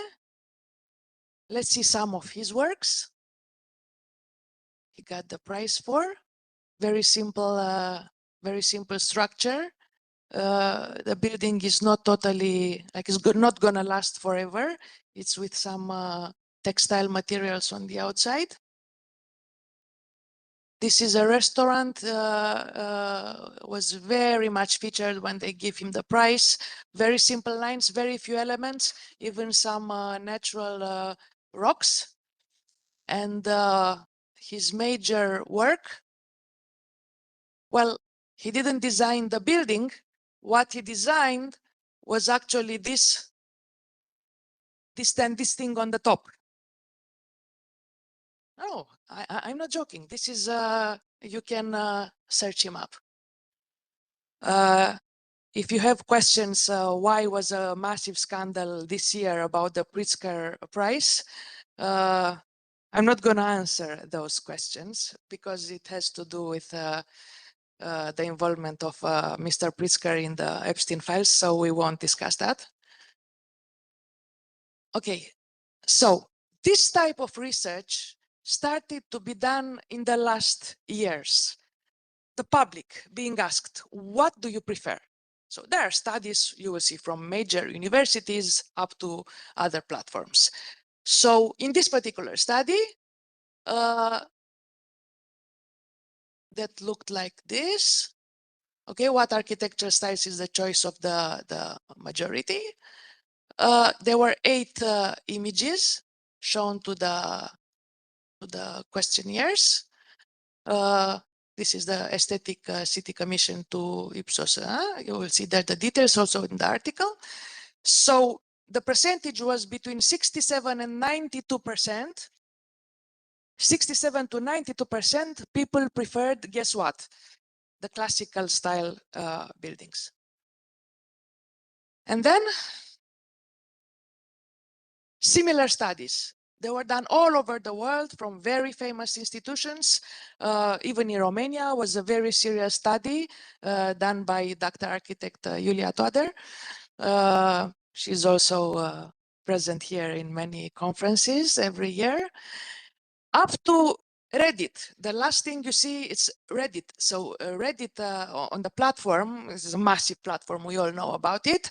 They have permanent article there, the architecture revival, 87,000 weekly visitors, 1,400 weekly contributions. So, and there the continuous result is the same as in all the studies that have been done lately. So, which are the most beloved architectural styles by the public right now? Can you guess? I want to hear from you. Styles, like architectural styles from all histories of styles. What do you think from what you know? Baroque. Okay. Something else? From the classical, yeah. There are many. The Greek classicism. Neoclassicism. Okay. Well, guess what? Gothic. In all of them, Gothic was on the first place. Art Deco was on the second. And then there was the Baroque and all the others. Now, what happens? Okay, the public prefers symmetry, order, natural materials, wood, stone, brick, less is more philosophy. They don't like, they want details, decoration, and ornamentation. I had there on the left, you notice some images from other researchers. You see, always asking, what do you prefer? This before and now, what do you think is best? Okay. Now, why did the public, where did they come in contact with this type of style of architecture? Okay, visiting all the cities, normal public, not just us, you know, architects or specialists or so on that even know we can recognize a style of architecture. But normal people, they see this even in movies, in games, science fiction movies. The massive public has contact with this. Those companies, when they produced that movie, that game, they have big departments of marketing and so on. So they're asking, they're not like the Pritzker Prize or the others, you know, that promote certain type of architecture. They're asking what style of environment, visual environment we're going to show. What is the public liking? Because if they don't like it, they will not go in the game. They will not play. They will not go at the movie. They will not give us the money. So we have to go. And that's why the public was shown what they liked. And they like it. Science fiction architecture on Earth. This is from a very famous game. And you see there the futuristic city with the Greek architecture, the Greek elements from the classical Greek art included in their design. Now, this is AI rendering that I have done. I've tested it myself. A couple of years ago, I had to present a conference at the National Romanian Library. So I asked the AI platform to give me some renderings with a futuristic interior of a public library without details. I didn't ask for style, for anything. He went for that. You see? Organic, because in the Art Deco is also Gaudi, you know, Klimt, all those architects with intricate details. He went for that. No straight lines, no simplicity, nothing. He went for stuff like that. And then I asked 1 week ago, I had to deal with a big building in Bucharest. And this is what the prompt was. So I even had the prompt because it was done a couple of days ago. Aerial view of a sumptuous contemporary standalone high school. Okay. So the only idea I gave to the AI was that I just wanted to be sumptuous and contemporary. Contemporary means now, something that is from our times. He went for the classical style. Look, even with the columns and everything. Well, Why? This is the most famous architectural office right now, Zaha Hadid. So architects from there, already from last year, they recognize that they are using AI platforms in doing renderings to show their clients. So even to get ideas. Come on. Okay, now we see them in real life. We saw renderings before. Now we are seeing real buildings. This is done. It is built. Museum of Contemporary Art and Planning Education in Shenzhen in China. So why is this happening? It is happening because when I did that input that I showed you before, I said, I want a contemporary building, this and that. The AI is gathering the data that it's gathering. It already have from all over the world with what the public likes. Because she's thinking, okay, I'm going to have to propose her something that she likes. So she keeps going, she keeps getting tokens, right? So the AI is proposing me something that knows from that list that the studies are now showing what is more probable that people or she, like the user, is going to like. Okay, this phenomenon is happening now all over the world, all the architects, and they start to use actually those images, to accept these images, to show them to the clients, or even the client himself. Now it's easy, you know, architect is going to do the job or not. The client is going to enter before talking to the architect in the AI platform and ask, how would that building would look? And they come to the architect. They say, no, I would like to look like that. I would like something like that. Or if the architect shows something like that to the client says, yes, I love it. Let's do it. And it starts to be done. This is real. This is real. So this was in the rendering and they've done it. Okay, also in China, we will have examples from other areas also. Is a public library. Like this is worse than the one that I proposed to that conference. Yeah, it looks like that. A bookstore in Shenzhen.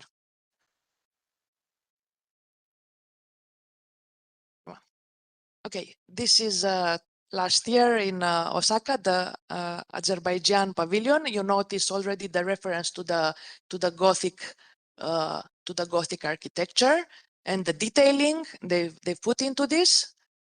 So this build is there.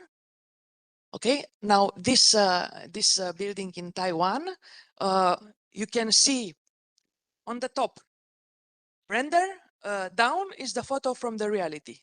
It is done. This building exists. It looks like this.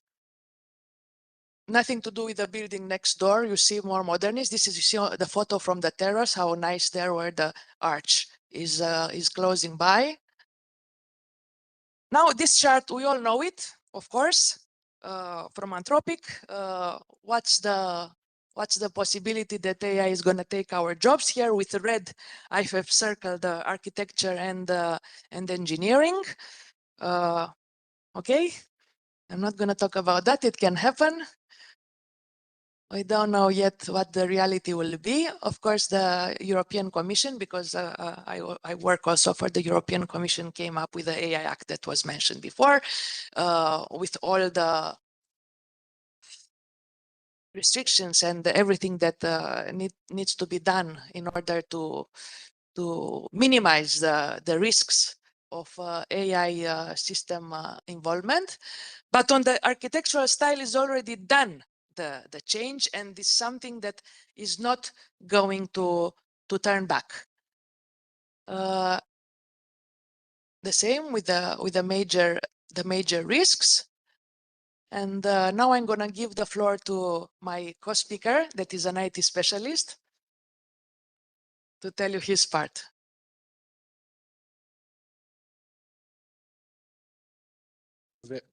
Very, very nice presentation. So from a technical point of view, I'm an engineer and I'm a security guy, and I work with the lowest framework on the earth. That's called the WordPress.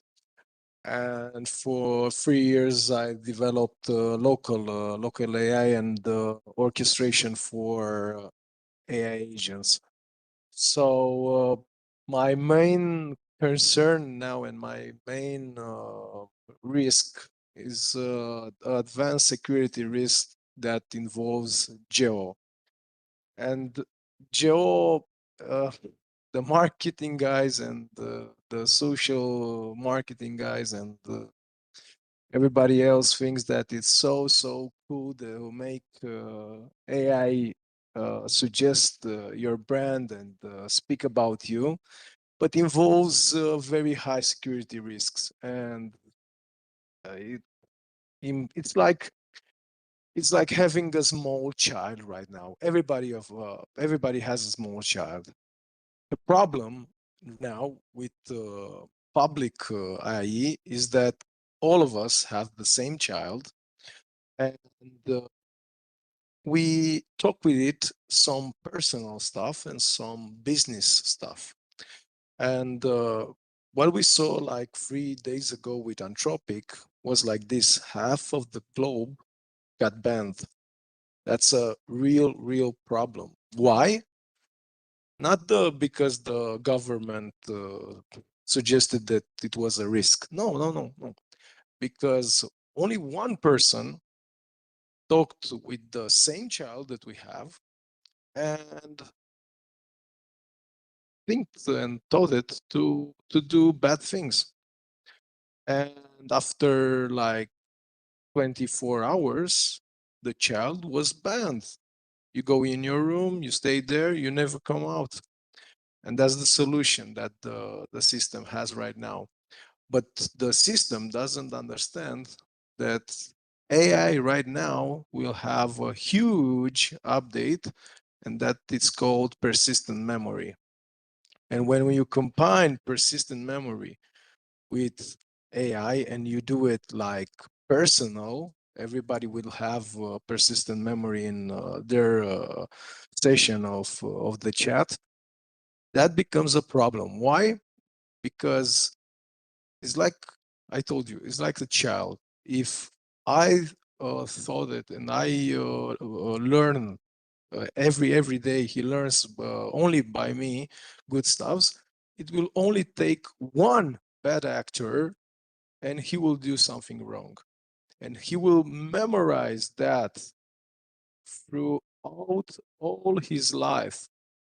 So like for 1 year, I only work with local LMS and local AI. And in my opinion, this is the only solution that we have right now, bringing to life and integrating AI in the smart cities.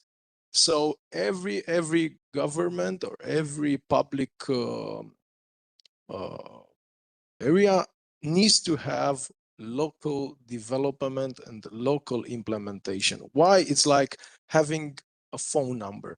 If you have a problem, you go and reset your phone number. But right now, if you have a problem with ChatGPT, guess what?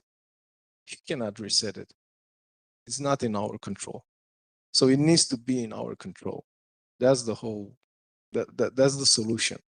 So I'm building and developing a solution, a hardware solution for running only local LMS and only to have an orchestrator on top to monitor it and control and log every thing that it does. Because right now we only doing prompts and look, this is real right now. Geo can devastate informations right now, and it can do it really fast. So I think the future is only local. This is my conclusion. So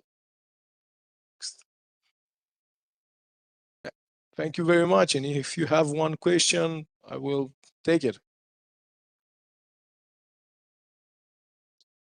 We will, thank you very much, Alessandro. We will postpone the questions for the very end. I do have some, at least for Monica, but let's use the time wisely.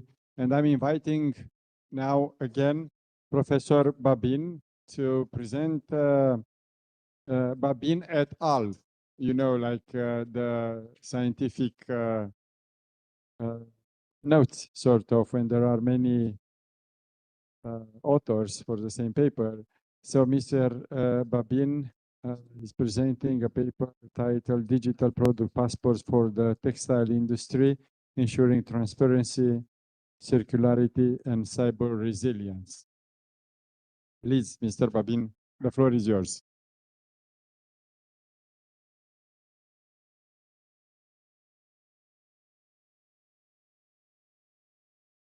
Next, our work, digital product passport for the textile industry, ensuring transparency, circularity, and cyber resilience.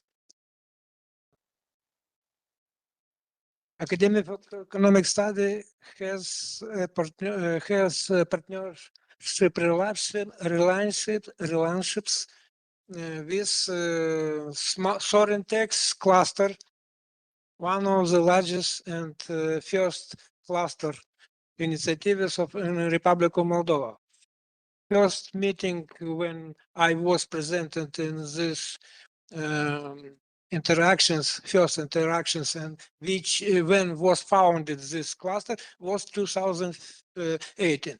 Last week we started to which our interdisciplinary team together with Sorentex building project in domain foundation of digital passport product in Republic of Moldova and domain in textile sector industry. European mandate for this represented in eco-decent sustainable product regulations. This is first and one of the important documents at the European level. More data is presented in the Euro Parliament publications. Victor Negrescu conducted team of Euro Parliament in domain science technological observation and transfer development. Therefore, this is important for collaboration also with Inframeco Smart-EDU Hub, important domain of research. After that, to implementation, Inframeco selected pilot small media enterprises. And now in this time, interesting and basis of initiation this research innovative projects was interesting to companies members of this cluster initiative. But cluster is member of cluster Romanian cluster association.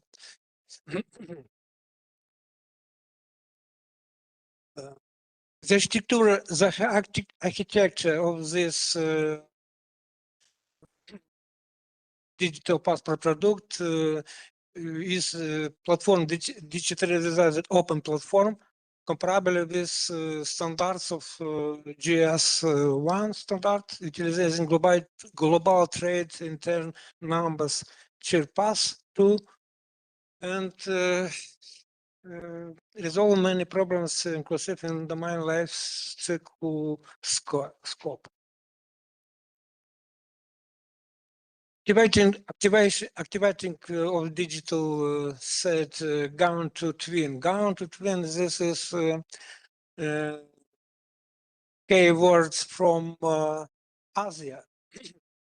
There is more companies in Asia which is has representatives dealers in the European Union inclusive, and they together technologies implementation in domain textile technologies presented with 3D printing in this domain. Garment to twins, this is one of the way and needs possibility to implementation this is digital passport product. First physical career, second activation scan. This is functions of this garment to twin approach development by together work European Union and other small and enterprises. And for digital twin rendered. Also, we have reference, and one of the reference of our articles, scientific is Poland organization, which is talk about paradox of this digital passport product and the way in the right side this is open source. In the other side, this is protection confidential information of producers, small and medium enterprises. This is presented in this slide: security paradox, transparency, and without privacy.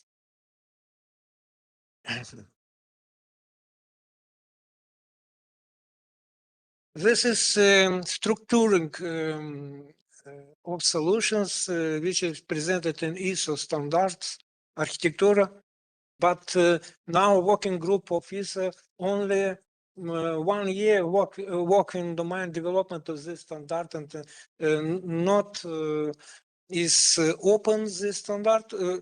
They is open but not development for the end. And presented 4 layers: operational VVA point, information VVA point, and security VVA point, and deployment VVA point.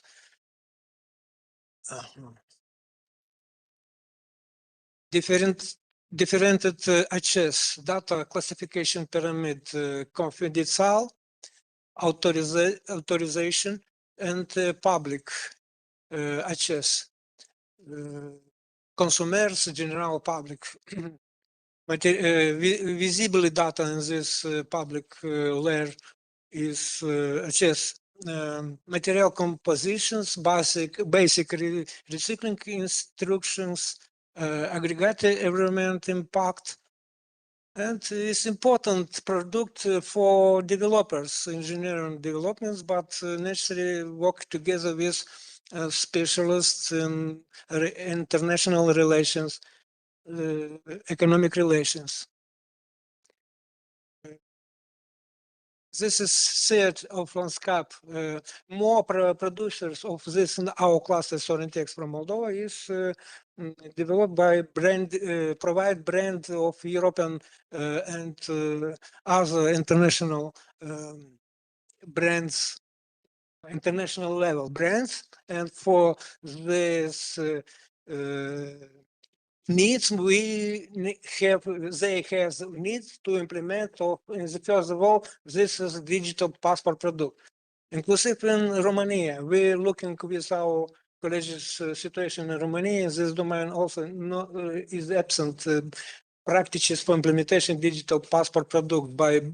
For in the framework of European Union, we have objectives and roadmap for implementation this digital passport product in textile sector and the other relevant sectors. First study, story and text, our textile cluster. One of the important moments, they also now include textile small medium enterprises inclusive from Transnistria region. This is in framework of Reintegration Republic of Moldova. This also is interest, political instrument and diplomatic interest, but if they will be included in digital development, digital passport product in the production, also will be beneficial for at the European level in framework of Integration Republic Moldova membership, European membership, in framework of cluster of negotiation.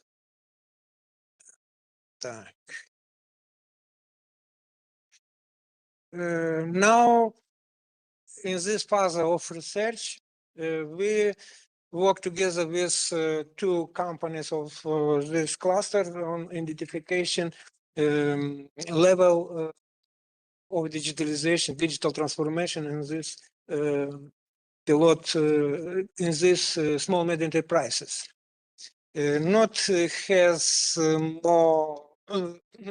more organization of these members of this cluster has necessary potential for implementation of this tool, but we now started together with Technical University from Moldova, and which is also member of this cluster initiative, Story and Text, and closely we work in interdisciplinary work. The cybersecurity, sovereign shield, security architecture and armor presents this slide. Tier input, tier one input, labs, factories, suppliers. Tier two, the core internal cluster data lake. And tier three, output. What is output external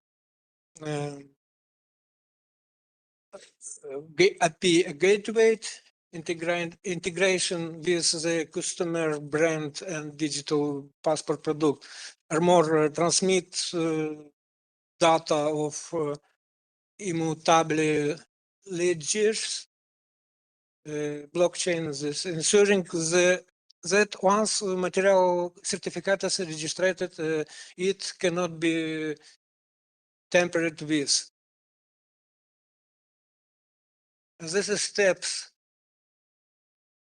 audit and inventory, as this is now will be started in July of or in August in framework of United Nations Development Program, but not the European level now.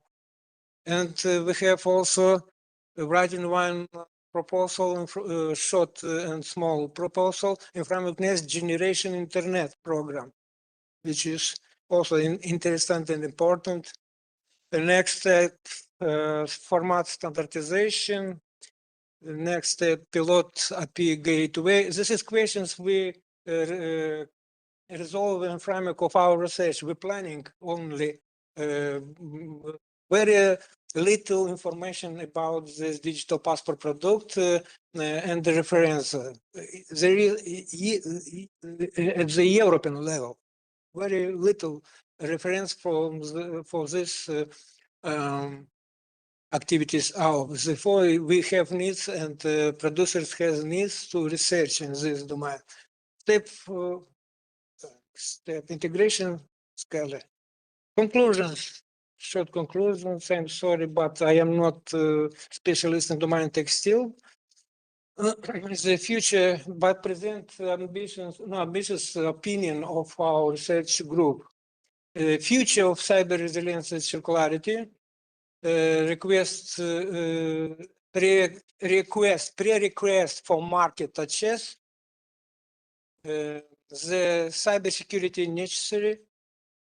This is important in framework of our conference and our specialist, which is presented in this conference. Shift of collectivity defense, shift strategic transformation. Yes, this is important for commercial needs and technology standard working groups. This is way of academic society at the European level. If you have interested, we can building and cooperate together. Strategic recommendation from implementation. In our article, we have specified our recommendation for small and enterprises managers. But in this slide presents for all strategic recommendation for implementation for diplomacy policy and scientific diplomacy, for cluster management managers, for technology architecture, and for educational ecosystems. Educational ecosystems is important for master degree programs and doctoral degree programs, which is cover of needs of sector of economy, for example, for in domain textile, digital transformation. Thank you for your attention.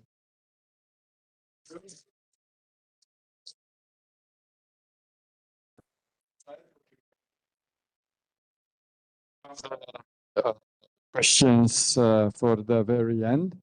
It was an interesting presentation. I like the slides very much.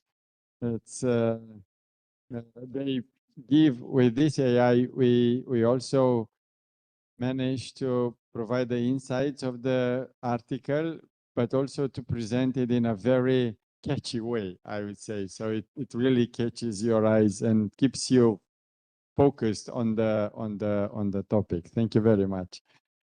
Now I'm inviting Daniela Lică from Carol I National Defense University. She will present a paper titled NATO's Approach Towards Countering Hostile Information Activities, Case Study, Recruitment Narratives, and Directives. I think there is a bit of shady text on my program against the North Atlantic Alliance. So please, the floor is yours. Thank you. The pleasure to be here. One of the best parts attending a conference is hearing about very interesting topics out of own areas of expertise, but connected to it. So I'm very glad to have heard and such interesting presentations. Coming back to defense, like the first presentation, I will tackle NATO's approach on hostile information activities.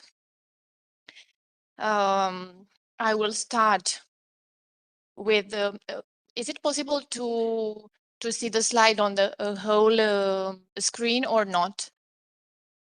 Because, okay, I hope, can you help me please?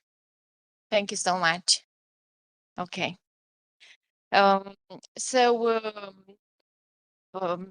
In connection with the topic of the conference, sorry, just to also start the timer. 20 minutes is okay, maybe? Actually, maximum with the question. Sorry for okay. I will manage. I will go through the slides. Actually, I'm going to highlight some elements from a more lengthy paper that will be published in Romanian. I will refer to it at the end, but now let's go into the subject. So I started from the premise that individuals and the society are threatened by hostile information activities, including the cyber component, and from the fact that smart and intelligent cities development is not possible in the absence of smart societies. So as seen, unfortunately, information manipulation activities have shown an increase both in quantitative terms and the development of the means of elaboration and propagation in the last years. In this respect, the current paper revealing NATO's approach to information threats aimed for three main results. First, to raise awareness on the phenomenon by identifying and explaining key notions related to information threats and by illustrating a series of hostile narratives against the alliance. Secondly, to provide a model for decision makers and practitioners in Romania and other countries, consisting in possible directions and concrete actions to tackle the exposed flagellum. And third, to contribute to societal resilience and enhancing security culture. The points, these are the points I'm going to refer in the following minutes. So just a few words about key notions. An important aspect that I would like to stress upon is the fact that notions regarding the influence sphere are not standardized internationally. Many scholars have shown, as myself, problems in definition of the terms and also in their usage. I have made research on that. I will show the paper in the references at the end of the presentation. So just to make acquaintance or revise some phrases referring to disinformation, how it is popularly known. We have hostile information activities, influence activities that are a type of information operations. Also, to say in fashion is the phrase cognitive warfare, but actually it is currently under conceptualization even at NATO level, so there is not an agreed definition of it. Also, we can speak of information threats that include the cyber component. And as many of us know, they are used in hybrid warfare. Along with other components such as economic and so on. Then we speak of information weaponization, so using information as a weapon. Manipulation of information, which is done in two manners. From the quantitative point of view, from the quantitative point of view, there is infodemia. I'm not sure whether you are acquainted with the term. It means when there is a very large and continuous flow of information in the media. They contain also fake information. And also the flow is very difficult to digest and very difficult to tackle truth from false. And from the qualitative point of view, we have propaganda, disinformation, fake news. I put it under brackets because it is not a term recommended by specialists and for some argument, but unfortunately, we don't have the time to enter the details. And also the acronyms, I think you may have encountered the FIMI acronym used by the EU, but NATO uses another acronym, EMIF. It's the same, but in the mirror. So standardization, not even in very important international organizations that are partners and share so many member countries. Okay, going on. A little about the threat. So disinformation has come to mean very many things for many people. It is even used emotionally and may affect the journalist activity. And that is why NATO does not consider it relevant anymore or appropriate to express the flagellum that the organization and its member countries are facing. So the phrase that NATO uses in this respect is information threats, referring to intentional, harmful, manipulative, and coordinated activities conducted either by state actors or non-state actors using various tactics, techniques, procedures. This acronym actually is shared by both NATO and EU, speaking of similarities and differences in terminology. And the aim is, as we well know, to weaken and divide the alliance, targeting its member, partner, and also aspiring countries. Okay, and now a little bit on the case study. The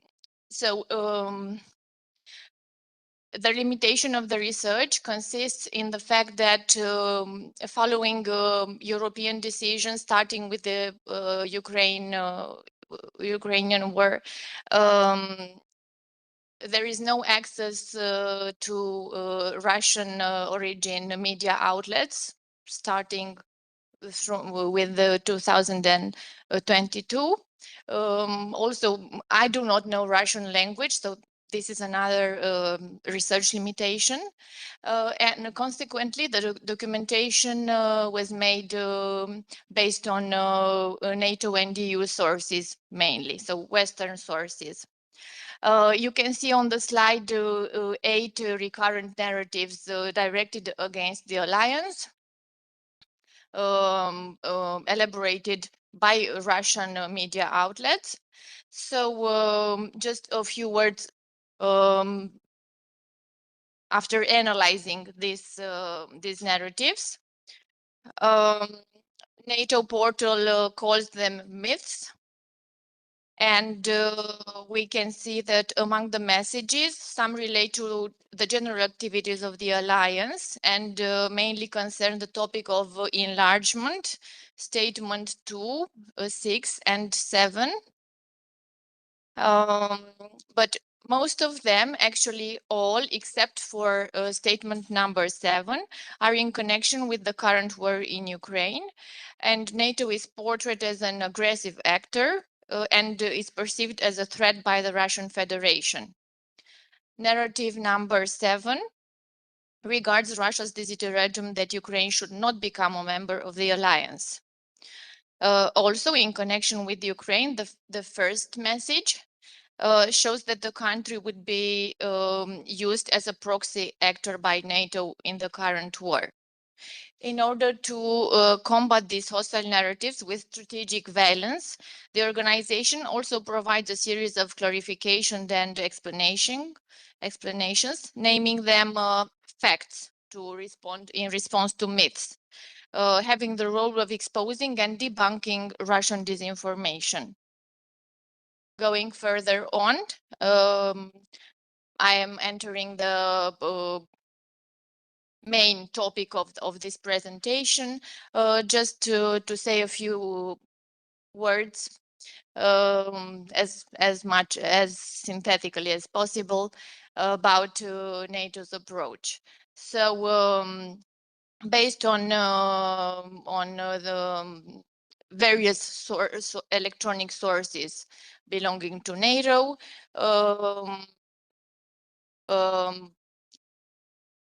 in fact, it is a personal interpretation that there are two main directions. The original sources shows 4 directions, but to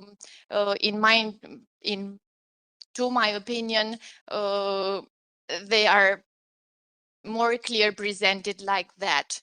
So the main direction would be understanding the information environment, and the second one taking reparatory measures, as we will see. So in order to understand the information environment, which is a very important thing in or aspect in order to be able to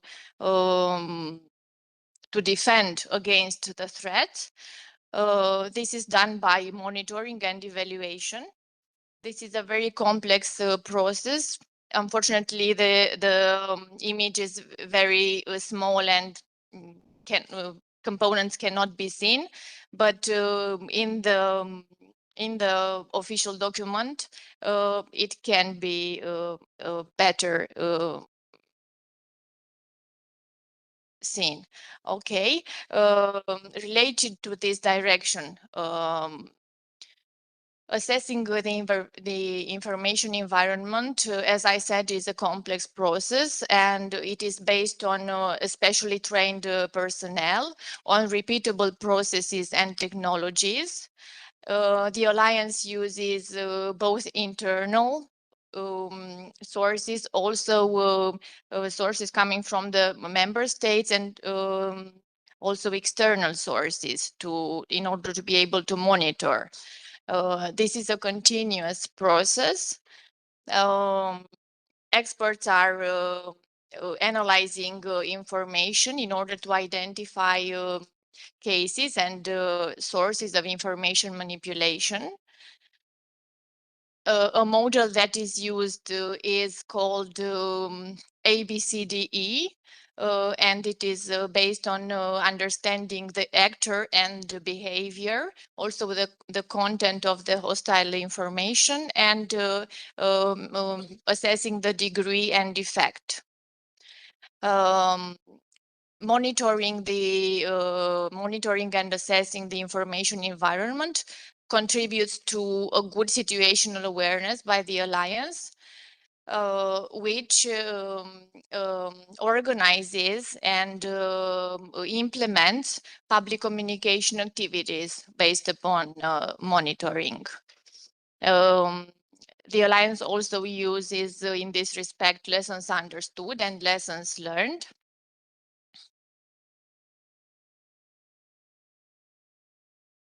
And now passing on to recovery measures.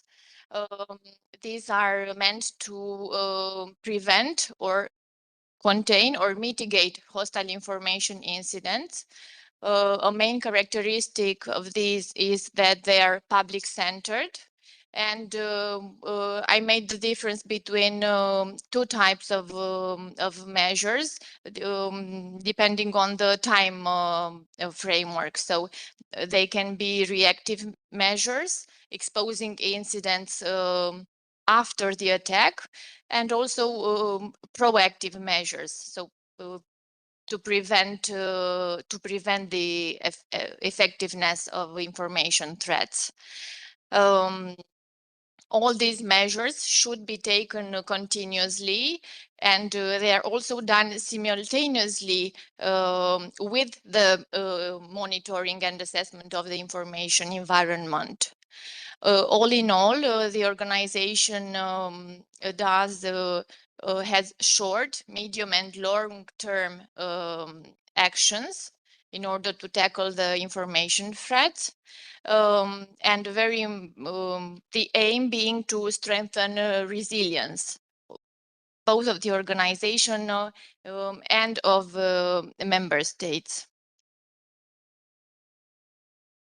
Okay, because the time is not very friendly, unfortunately. Please see on the slide there are classical means to tackle information threats. We all know fact-checking, debunking, pre-bunking, public communication is very important. Strategic communication has a very important role. And also long-term measures such as educating the public. The efficiency of these measures is actually under debate. There are also pro and against opinions. Also in the academic paper and when speaking to experts in the field. The Alliance also has other means to tackle the phenomena, but I won't enter into details now. So I presented them in green color on the slide.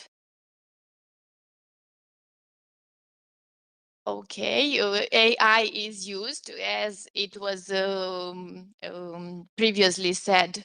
AI can be used both as a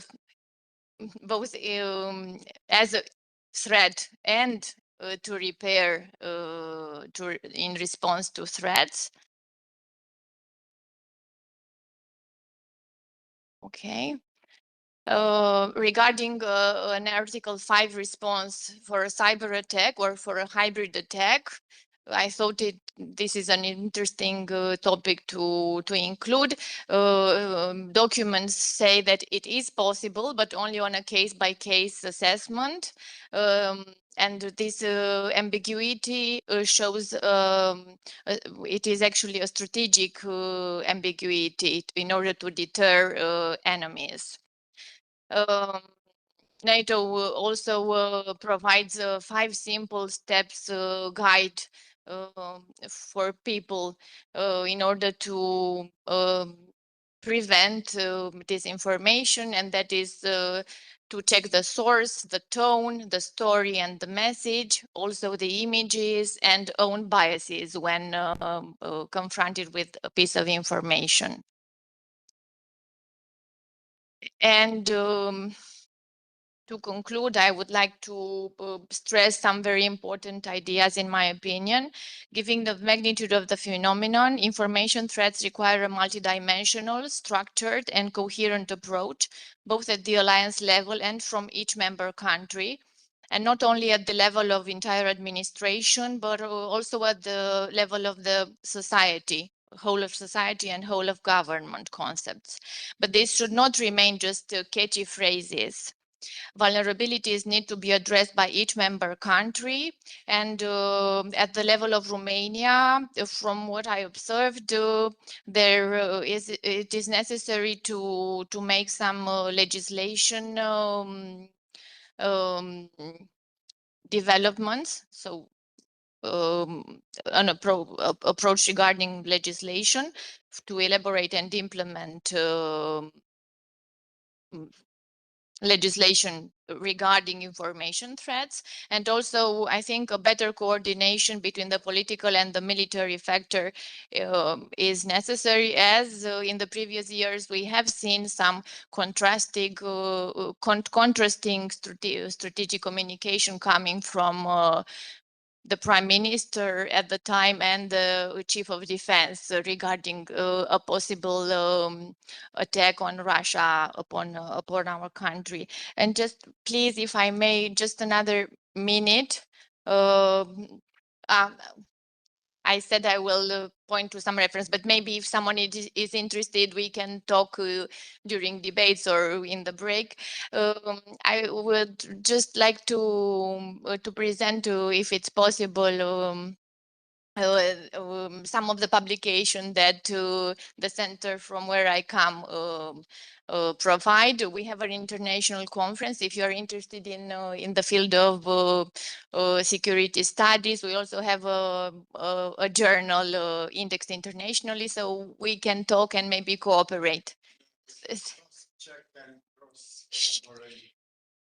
Sure. We also have a QR code included here. Sorry. That's okay. We also have QR codes by the end of. Thank you very much for your attention. It's a pleasure. 20 minutes. Sorry. It's we do have some questions. I have few, and I bet others from the audience have. But now I'm inviting Corneliu Iatco from the Academy of Economic Studies in Moldova. We were discussing yesterday that Mr. Corneliu has a paper of about 50 papers. We hope he will present just the conclusions. Please keep up with time and allow us to the end to also have questions. The floor is yours. Thank you very much. My name is Corneliu Iatco, and I'm a PhD candidate at Academy of Economical Studies from Moldova. At the same time, I am the head of IT department of Suzuki Moldova. So from the NATO questions, we will go to the sugar bit logistics processing and so on. So more peacefully questions, but I think also very, very interesting.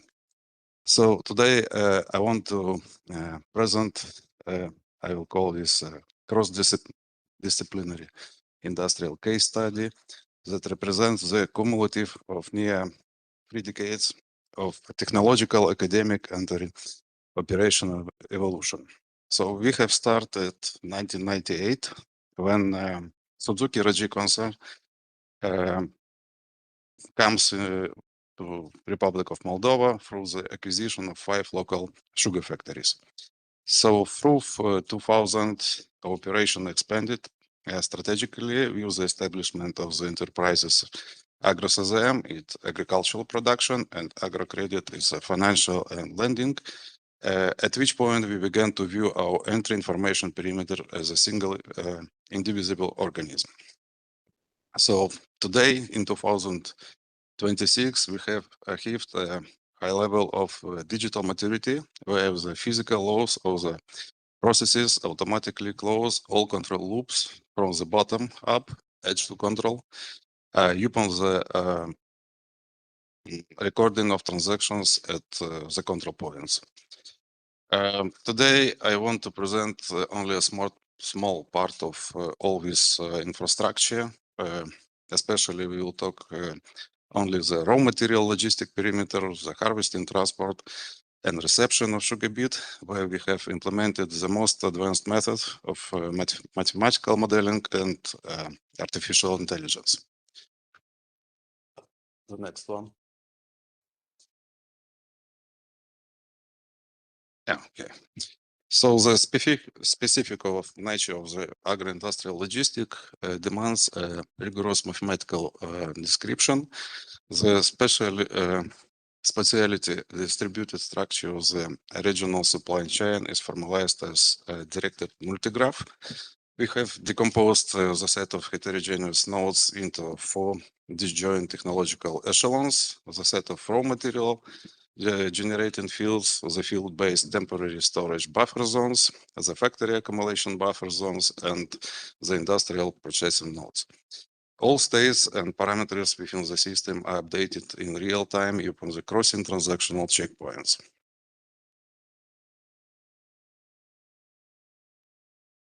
So, the implementation of this topology necessitates the design of 5-layer edge-to-cloud enterprise IT architecture. Data streams from sensors, web bridges, terminals, and laboratories. The edge layer are transmitted via message queue brokers directly to the data lake, which is integrated with our local ERP system. The core element of this framework resides of the division of the information ontology into 3 isolated layers. The nominal layer contains constants and design constraints. The planning layer, which models predictive future states, and the empirical layer, representing absolute physical facts recorded through the security transaction. The development planned fact submission mechanism automatically overrides planned intentions with validated physical reality, protecting the computation matrix from the accumulation of drift errors.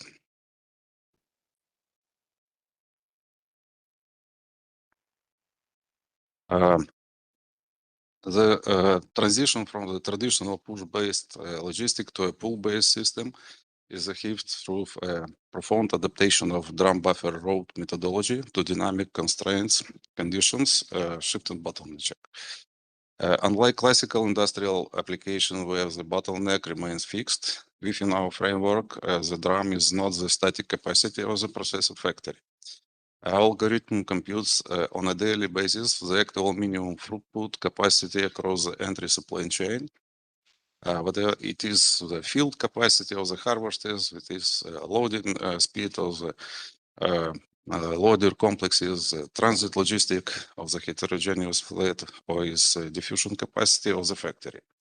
The subordination of the entry network is executed strictly according to the pace of dynamically identified weakness string.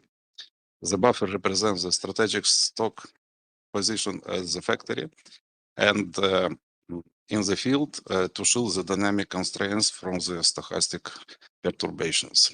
And the ROP signifies the model predictive control loop that dictates and constrains the harvesting rate based on, sorry.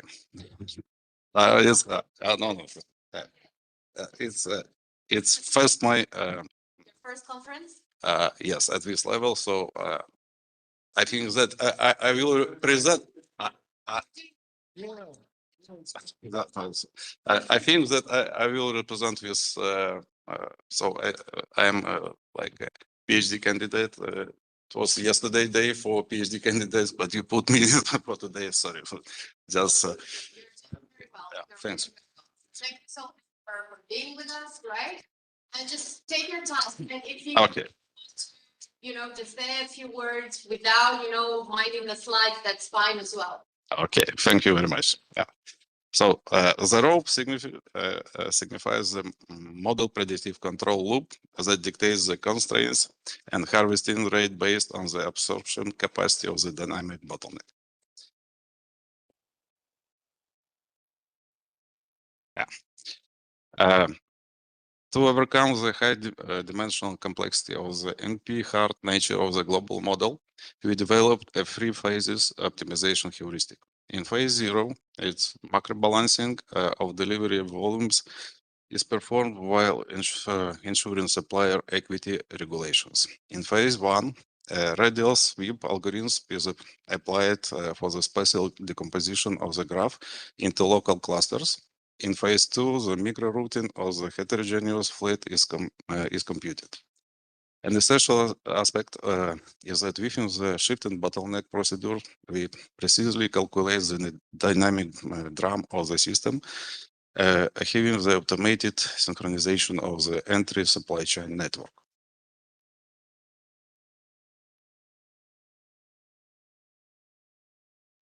A critical aspect of agribusiness supply chain management is ensuring stakeholders' equity under regional monopsony conditions.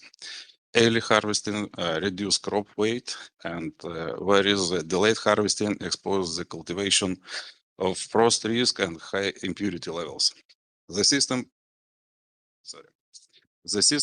proportionally distributes each farmer's field across equivalent time window, enforces a historical rotation of prioritized based on data from previous seasons, and allows for manual operators intervention, thereby presenting a fragile balance between economic efficiency and the partner trust.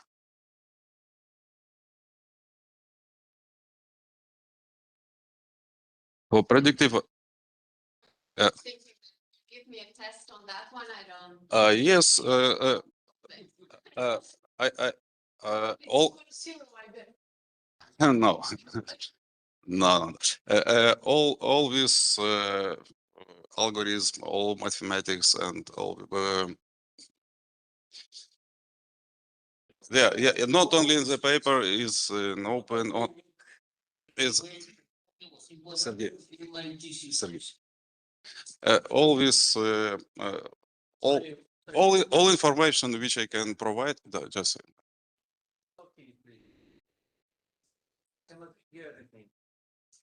so all information, my paper, some models which are free, so not data I can share public. You understand is our NDA policy, but all things which I can publish publicly is online on my GitHub. You will see as the last slide all these links, so it's free for you. Yeah. Concept of proof. Yeah. So the predictive assessment of the raw material quality of the design core engine based on the physics-informed neural network PIN, which estimates the nonlinear degradation of sucrose within storage piles. It is critical to emphasize that this component is entry new within our continuous platform update cycle and is currently undergoing testing exclusively in shadow mode.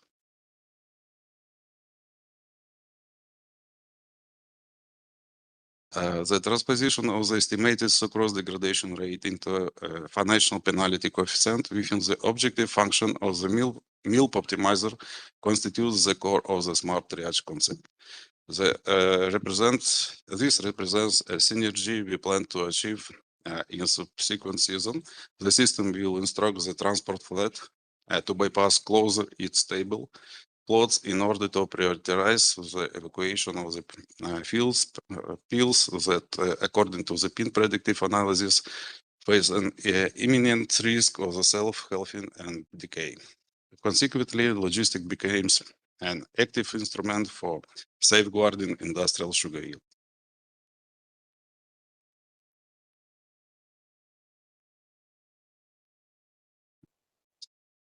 The dynamic management of stochastic flows is executed via closed-loop model predictive control framework operating over rolling horizon. In the forward past, the system not only projects factory demand, but also conducts a dynamic audit of all active physical capacities within the network. These steps objectively identifies which technological echelon, harvesting, loading, transportation, or processing constitutes the system bottleneck, the drum for the current day. In the backward pass, reverse scheduling algorithm is executed based on the calculated throughput of the bottleneck. This generates precise execution start time for the field level harvesting, accounting for plot micro-logistical times, thereby guaranteed just-in-time delivery and minimizing the duration on field-based bit degradation. The operational cycle conclude with the day-end closure, produce very empirical facts from the E-layer, override the planned states, resetting the model for the subsequent iteration.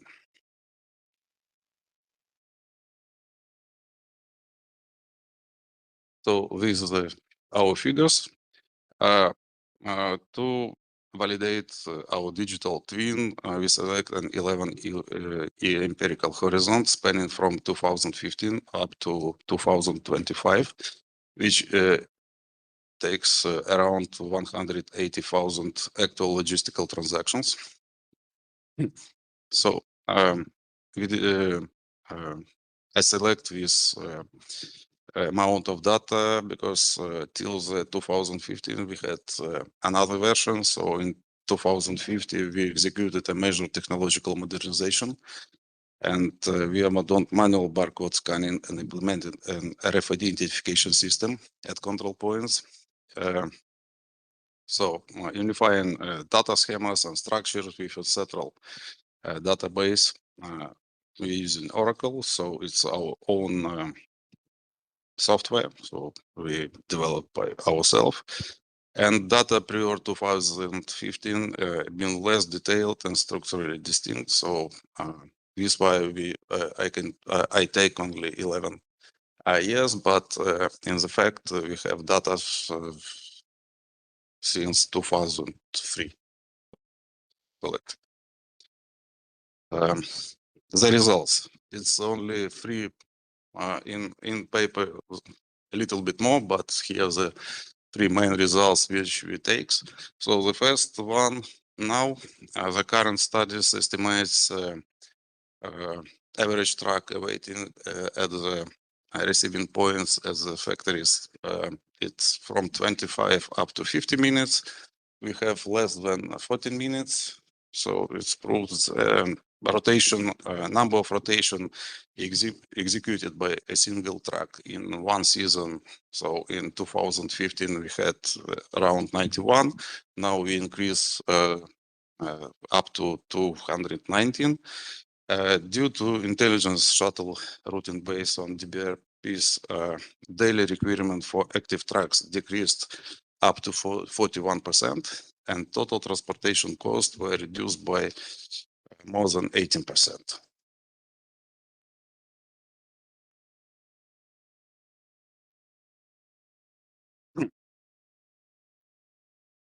So data trust and operational integrity.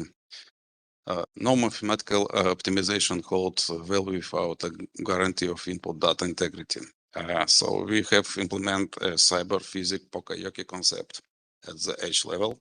All our terminals operate as a physical finite state machines. So here is only 4 of them.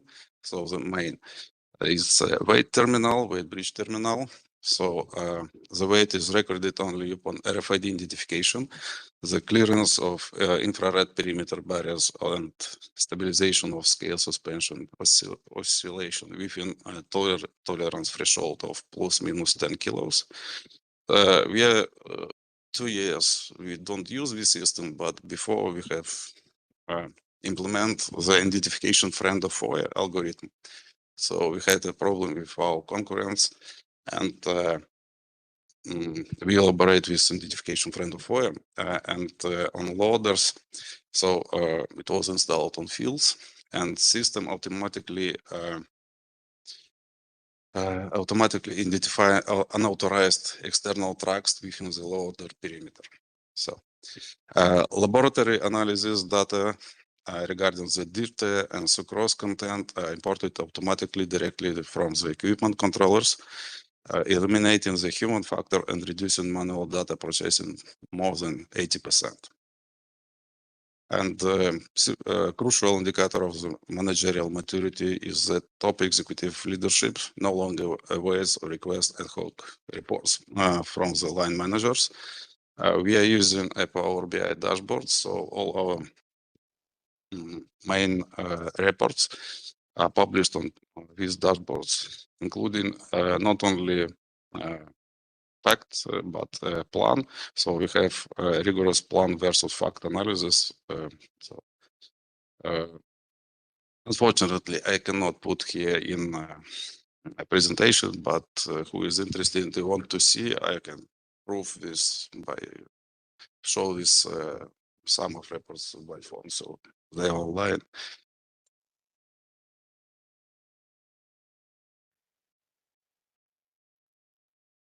Oh, this is the last slide.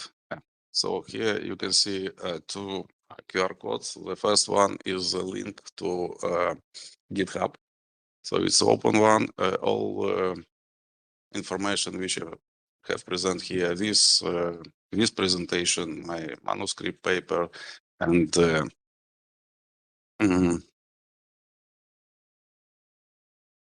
Python proof of concept of all heuristic. So in the GitHub you will find scientific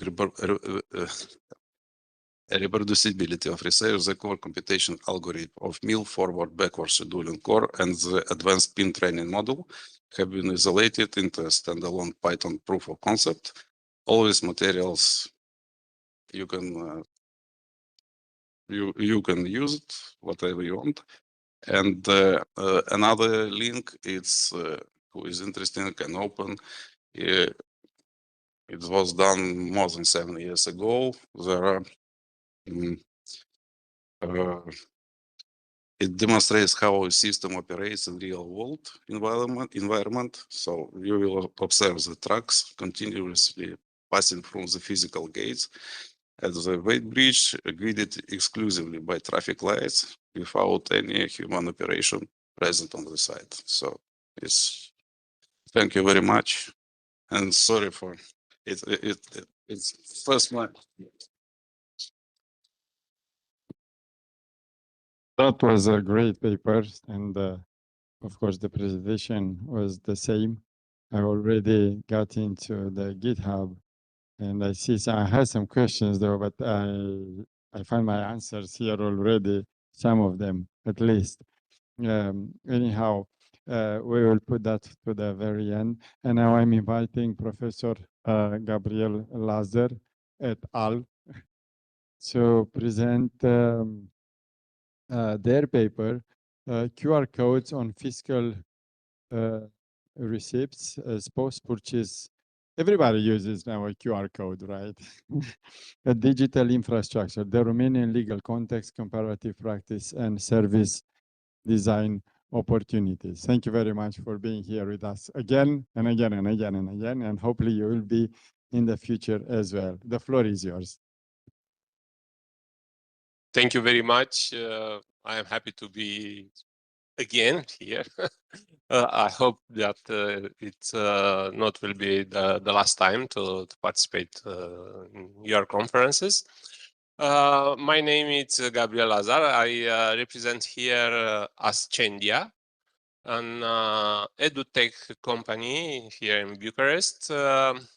But today I will present our first and until now the only one product not related to education, because despite the fact that we collaborate with a professor from the Bucharest University,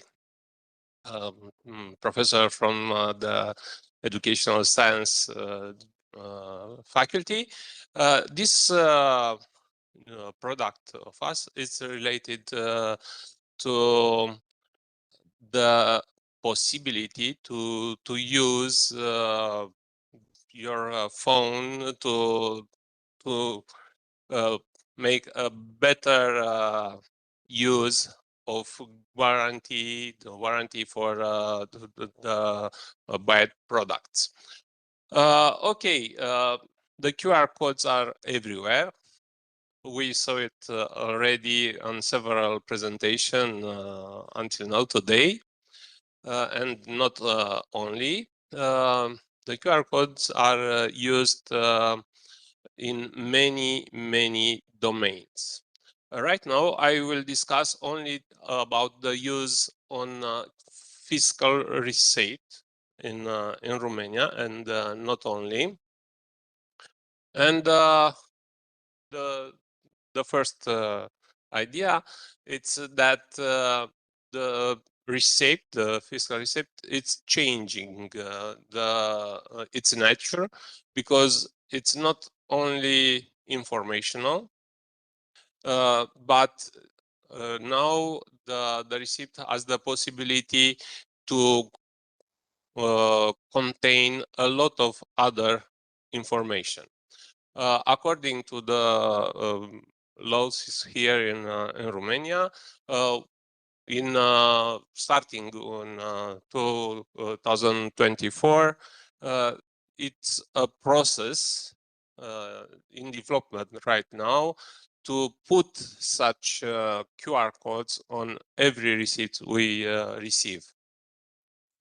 The QR code, it's seen as an infrastructural gateway. Now we can use this code as a very simple way to make something.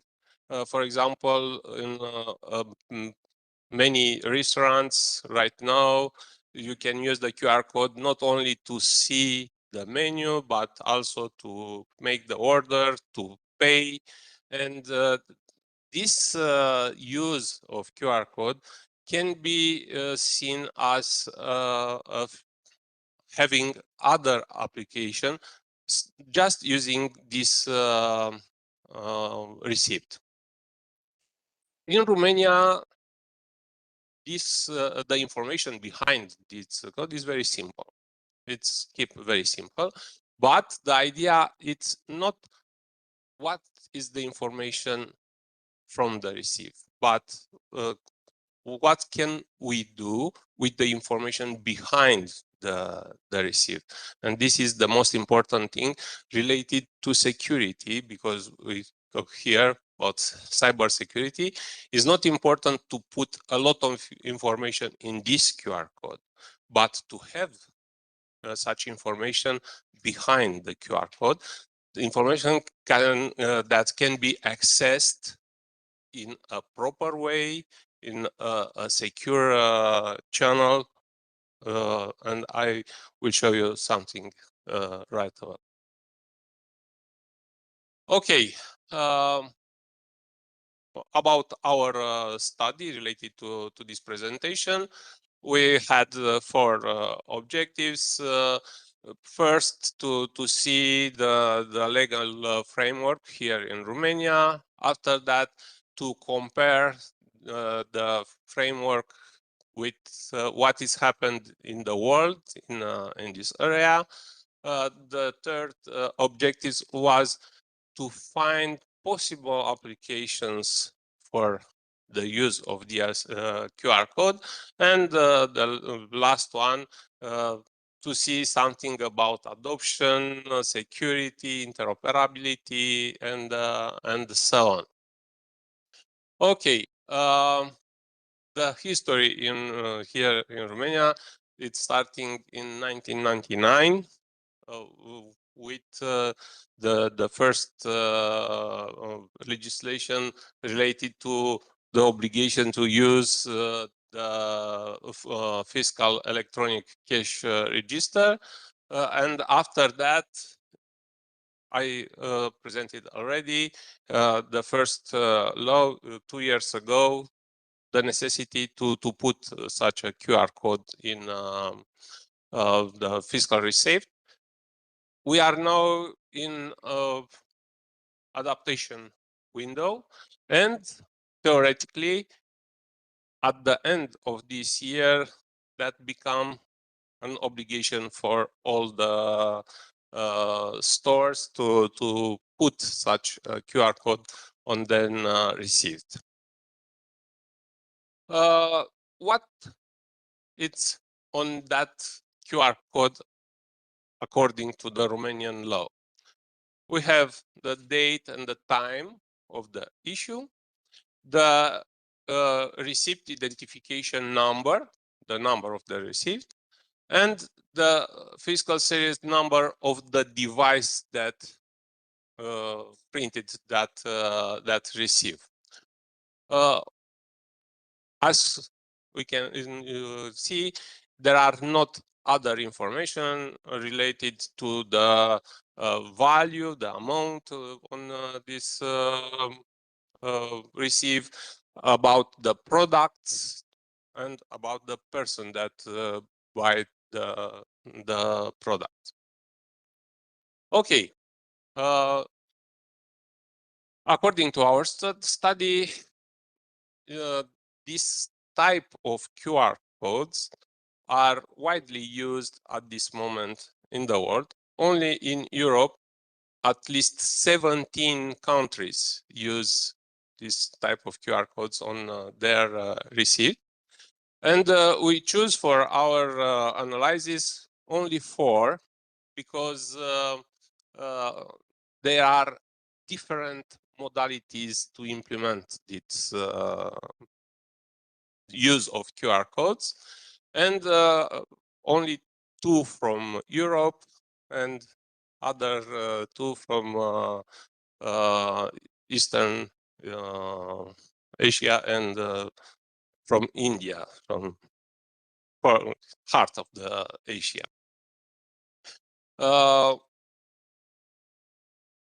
The Portugal has a very comprehensive system. The use of this QR code, it's consumer oriented. There are a lot of information and the possibilities to use that code. The QR code carries a structured payload that includes issuer tax identification number, document type, the registration from a national register, the invoice date, totals, amount, and so on. The user can add this using this QR code, the receive on their personal tax report. From Croatia, here it's another idea. If in Portugal the user can use the receive to calculate the amount of the tax that must pay and can deduce some amounts. Here in Croatia, the idea is that the citizen can validate if the receive it's a legit one or not using a national application. In India, it's very difficult to understand the system because it's multi-layered, a lot of codes that goes from database to the buyer to the seller and so on. And in Saudi Arabia, the things are maybe most similar to Romania, but here it's build a trusted certificate chain to legitimate all these documents. Okay, I put it here on scale if you want. We are at the beginning of the activity here. It's the minimum payload system. Saudi Arabia using this crypto chain, it's at the other end of the line. At this moment, I repeat, in Romania, the system is very, very simple. But using such a simple system, we can do a lot of things because we identify 12 possible applications that can use this QR code to improve our life day to day. And part 6 of this possible application are covered by our application. First, about digital warranty activation. This was the idea. We started the product a long time ago, before this change in the legislation. The idea, it's very simple.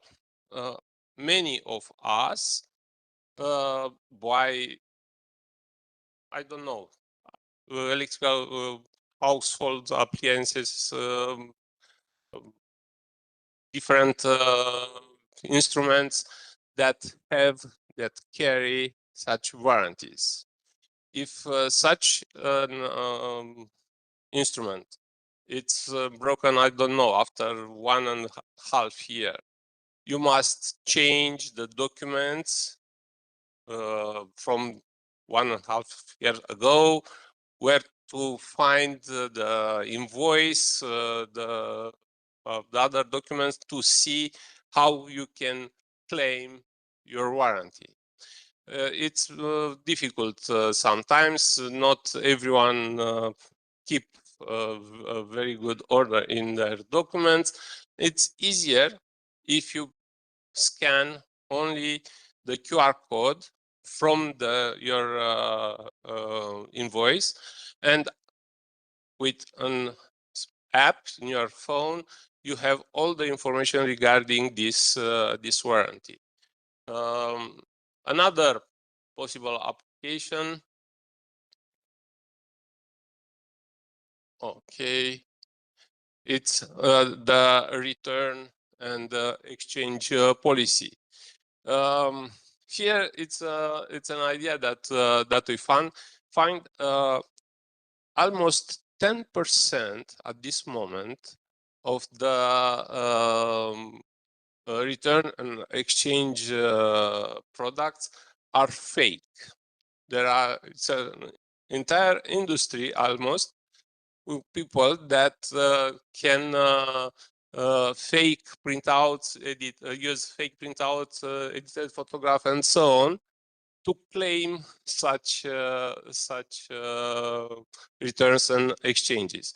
Using this system, the possibility to fake the receipt, it's eliminated. I will go further because the time is not our friends right now. We can have a durable proof or purchase. We can use an app to keep our personal budgeting under control, and not only to make this personal budgeting, but you can put the expenses on categories using this QR code. For micro businesses, it's also an idea to use this QR code for bookkeeping, loyalty enrollment. You know, when you are in a tail in a store and the cashier claim for your card, loyalty card, you must find the people are not happy for this time. It is possible to enroll your receipt using your phone after you leave the store. There are cashback and promotion, installation, and onboarding for large appliances. you can also use the sustainability analytics.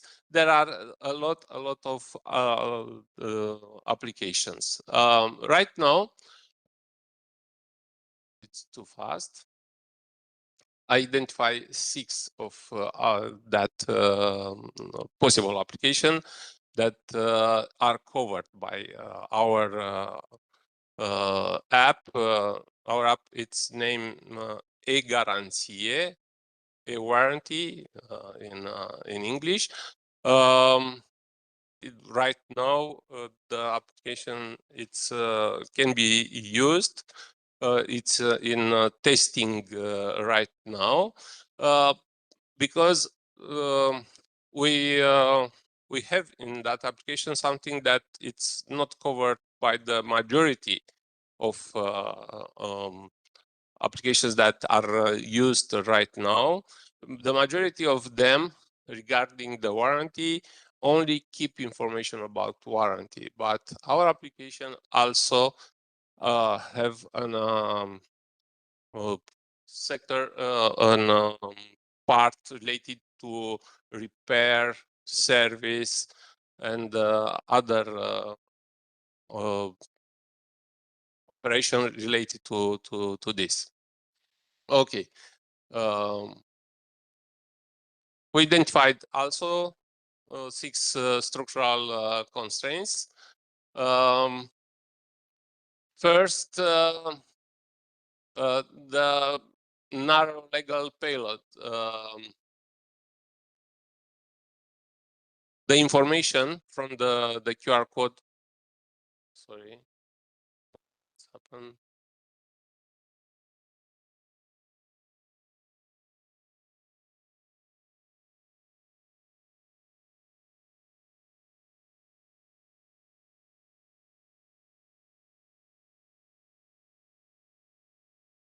Uh, 33. Yes, thank you. The main problem is that the information on the document, it's very low. To access all the possible information, it's necessary to have a link between the app in the store and for the database to have access to other informations, and that access can be used only if it's an agreement between the owner of the store and the owner of the applications. This is a difficult part, but also it's a good part because in that way you can have a control about on the use of data, the security of the access of the database, and so on. Data protection is also an important concern, of course, and up in our opinion, the third as importance, it's the adoption and the trust. It's very difficult to convince the people that it's a legit application, that their data are not used in other scopes, only for this one. Okay, I think we can stop here.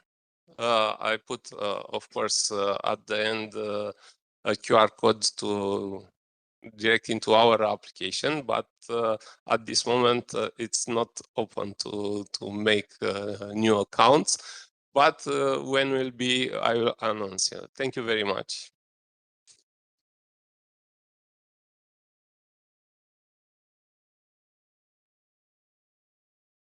QR codes, although at the very beginning people were very reluctant, we see them everywhere.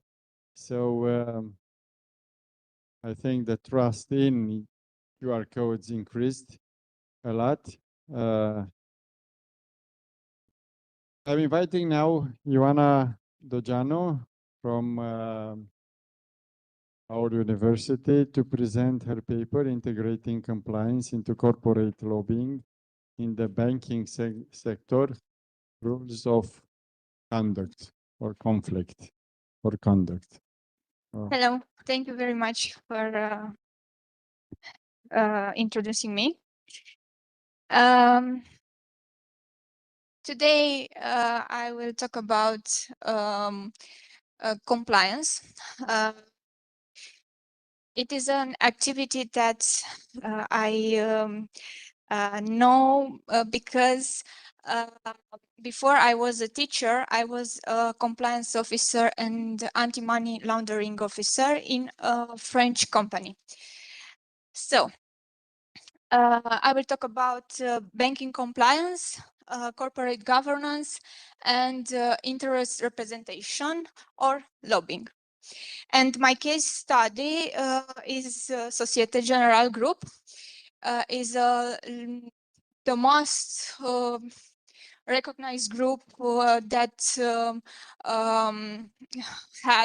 has many banks in France and also in other countries in Europe, Asia, and United States, and also in Romania, like BRD. So,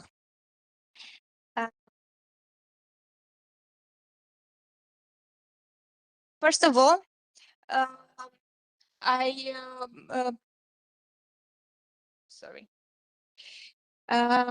I talk about why compliance meets lobbying, because have two roles and one reputation in modern banking. And after, I will talk about money laundering and anti-money laundering activities, about something about the compliance officer and rule book, about Societe Generale policy, and also about in-house and contracted lobbying.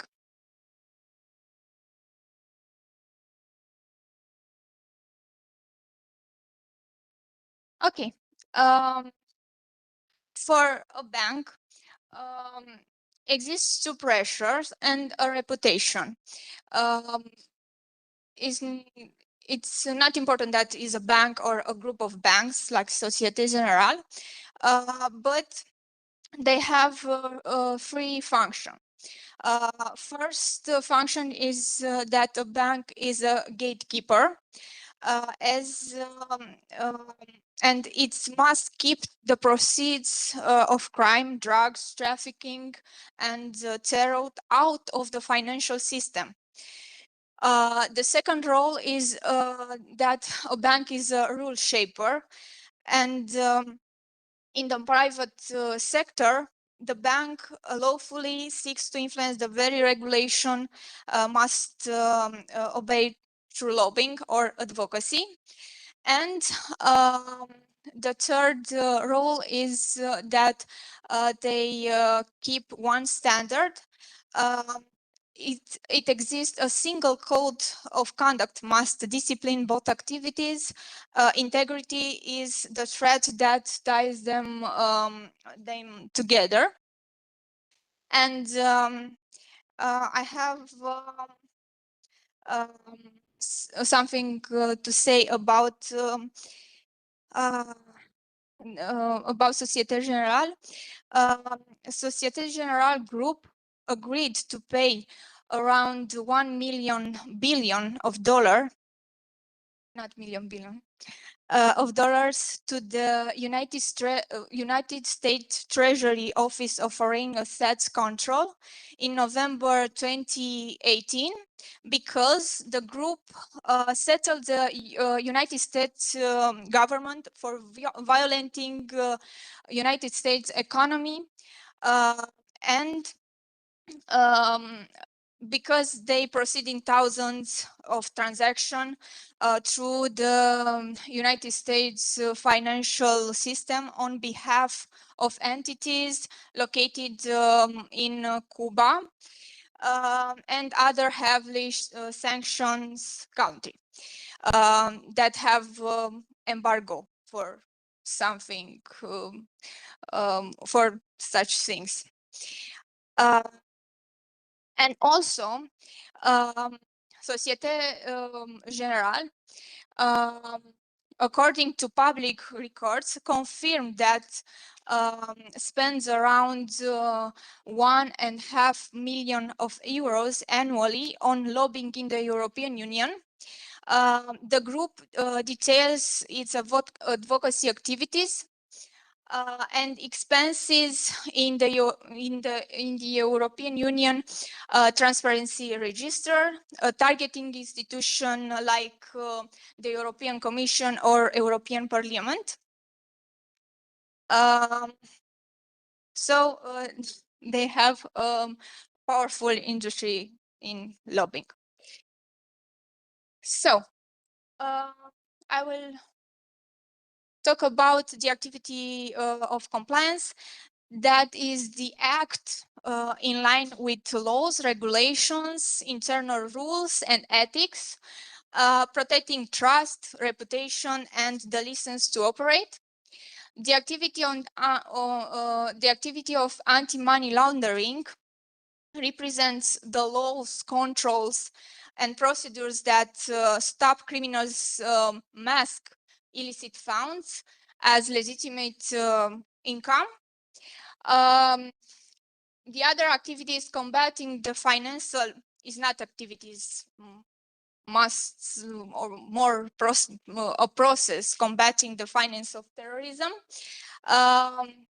that represents detecting and blocking funds even legally sourced and that are destined to finance some activities of terrorism. And the last activity is know your customer or know your utility or customer due diligence that represents an activity to verify identity, beneficial ownership, and the purpose of the relationship between clients and banks. Okay. How money laundering works. There are three classic stage or pillars. First of all, we have the placement. Dirty cash or black money first enters to the system, deposits, cash heavily, business purchase of instruments. The second stage is layering. The money are moved through layers, transaction, transfers, shell companies or cross-border flows to break the audit or the control trail. And the third stage are integration. Clean money returns to the criminal as apparently legitimate wealth, assets, business, or investments.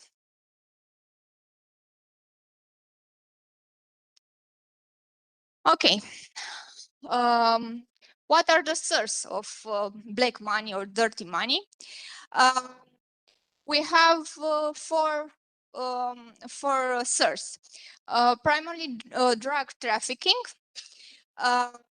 proceeds of the narcotic trade, human trafficking, proceeds of exploitation and forced labor, terrorism financing or financial crimes, challenging money to fund violence, and also corruption, fraud, and tax evasion, other major source of illicit funds. And some companies have four stage of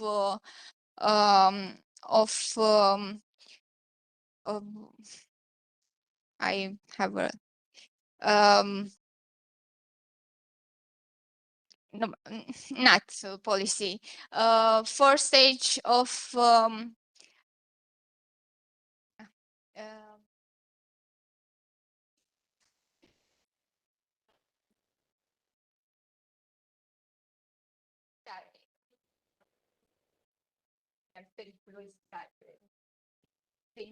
danger. Okay, danger. First stage of danger person or danger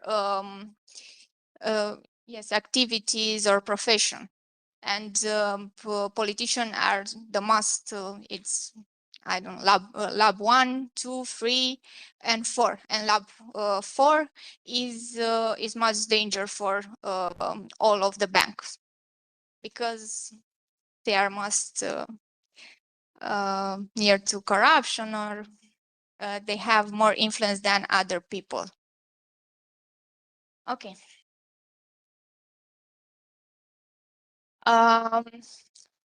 The people behind the controls, what do the compliance officer and the anti-money laundering officer?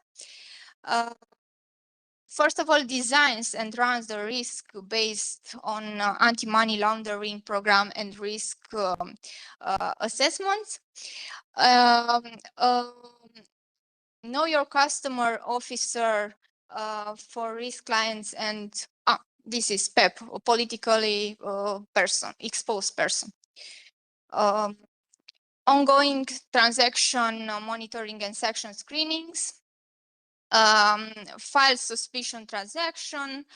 Okay, and also company must train staff, advise the business, and also scales to the senior management when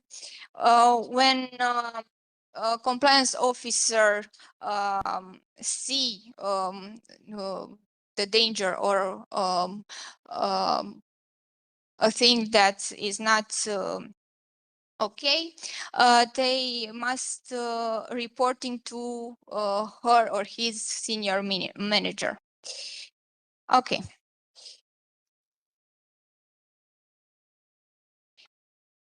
And we have a multi-layer regulatory architecture. Primarily, we have a global standards because international laws prevails in front of the national laws.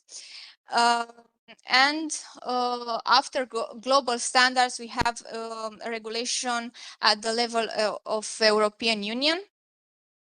And because my case of study is a group of banks that have the main office in France, I choose the France country, and also we have United States extraterritorial. In France, ECB is European Bank, is Central European Bank, and the ACPR is Autorité de Contrôle Prudentiel et Résolution, which is a French institution. Okay. Next. Something about Société Générale. They have 250, more than 250 years in the real economy. In 2024, they have around 1,000 and 31,000 employees. They are present in 66 countries and have around 26 million individual and also business clients.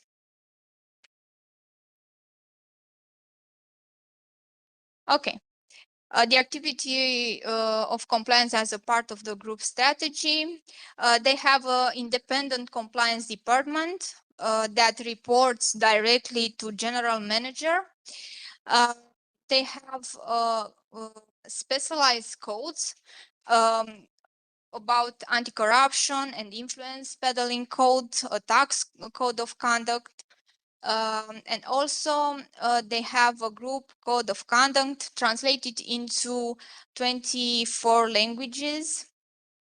A culture and conduct that is a worldwide culture program and a secure confidential whistleblowing platform. An industry commitment. It's Societe Generale is a member of Wolfsberg Group and the signatory of the Global Compact, and also have a prudential supervision supervised by the European Central Bank and by the authority, the French authority. Yes. Okay. I will hurry. Okay. Another. And the question is that does Societe Generale lobbying in-house or via a firm? Primarily, Societe Generale have a lobbying house with no external lobbying firm declared, completed by trade association. Okay, and I have some data, 9 in-house lobbies declared. Okay, and 86 high-level meetings with the European Commission between 2014 and 2026. And also they have meetings for topics like Basel III and Capital Market Union. Okay, and have a multi-level model, an European Union level, a member state level, and also a collective association active through the French Banking Federation.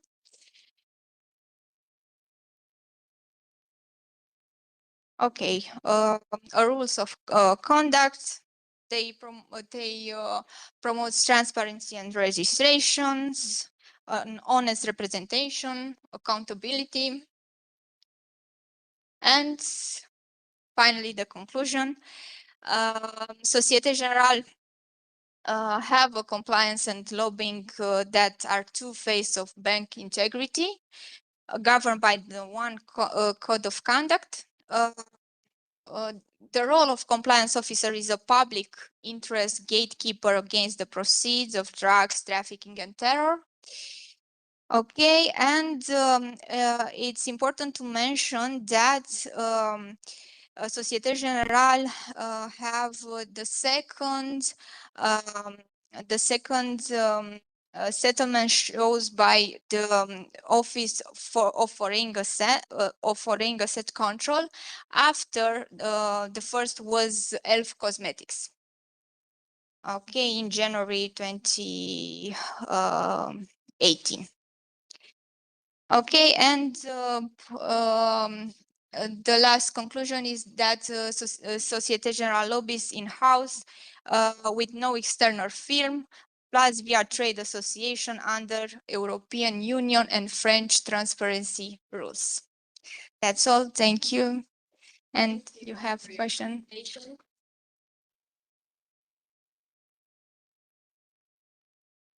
Thank you, Ioana, for your presentation. It was inspiring.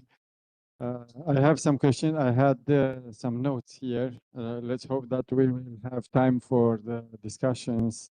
We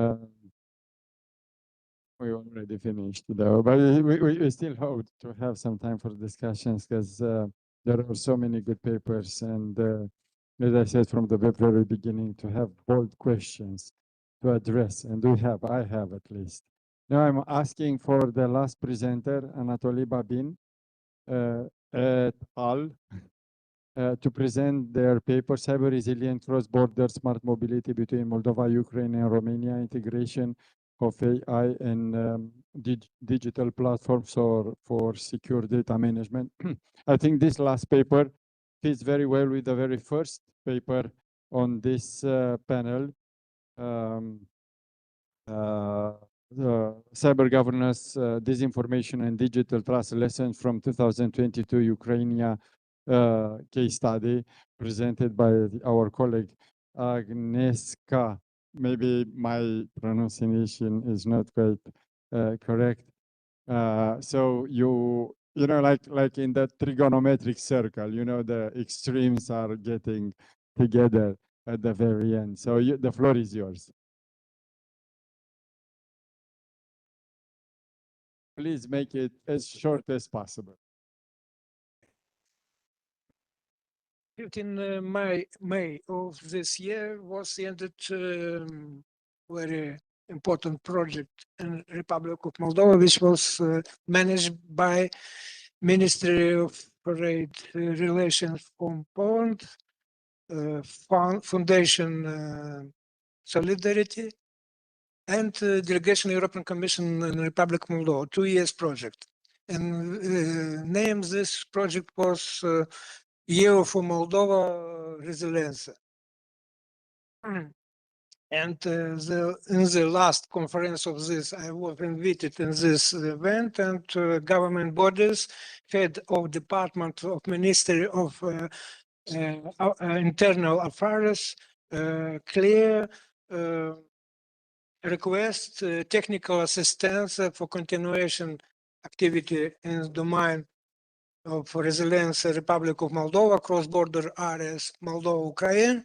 Therefore, our article address for this is a concrete, clear report request from government bodies of Republic Moldova, which is need to support in domain of technical assistance education program, courses and relevant activities, practical analysis and research in this domain, which is covered cluster number 6 of Horizon Europe.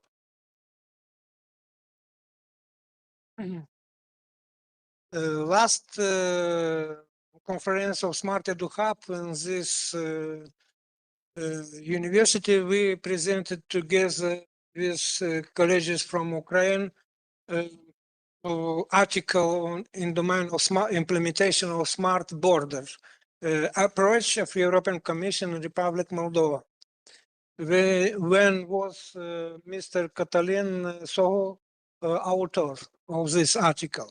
This is article which we present today is continuation of implementation smart border, but with we propose to analyze possibilities to use artificial intelligence in cross-border areas. Therefore, yesterday in PhD research meeting conference yesterday was representative from Ukraine University of Economy. I am address this question about how Ukraine has visions for possibilities implementation artificial intelligence solutions in the framework of new statute of candidate countries and framework of this difficult situation now, which is covered by the joint teams of Poland, European Union joint teams and the NATO level also. This is layers of intelligent transport system, special data infrastructure, artificial intelligence. This is all references presented in our article, and we in that building new ecosystems from our countries, which is not now member, but we conducting ways activities for integration in our regions of development and in the European research area, not only civil domain, but inclusive in the context of cluster number 6 of Horizon Europe.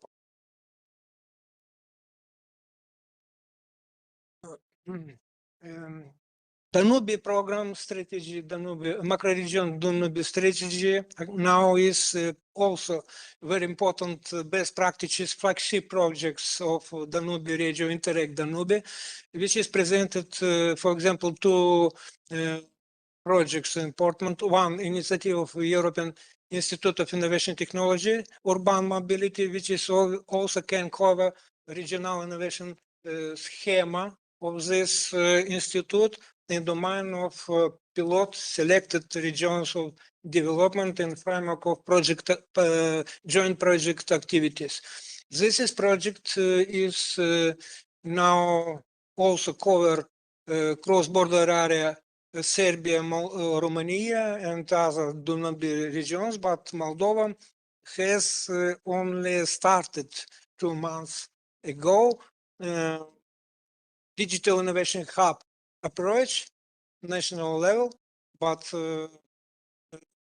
and university from Iași and Technical University also has this is new project Digital Innovation Zona is title, which is covered connection of pilot areas in Moldova, transport European corridors, lines of solidarity, which is presented activity intensive deployment of broadband and other technological information technological tools.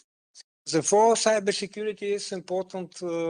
Will be also attention from government bodies and cross-border prepare and the training of personnel of border guards policy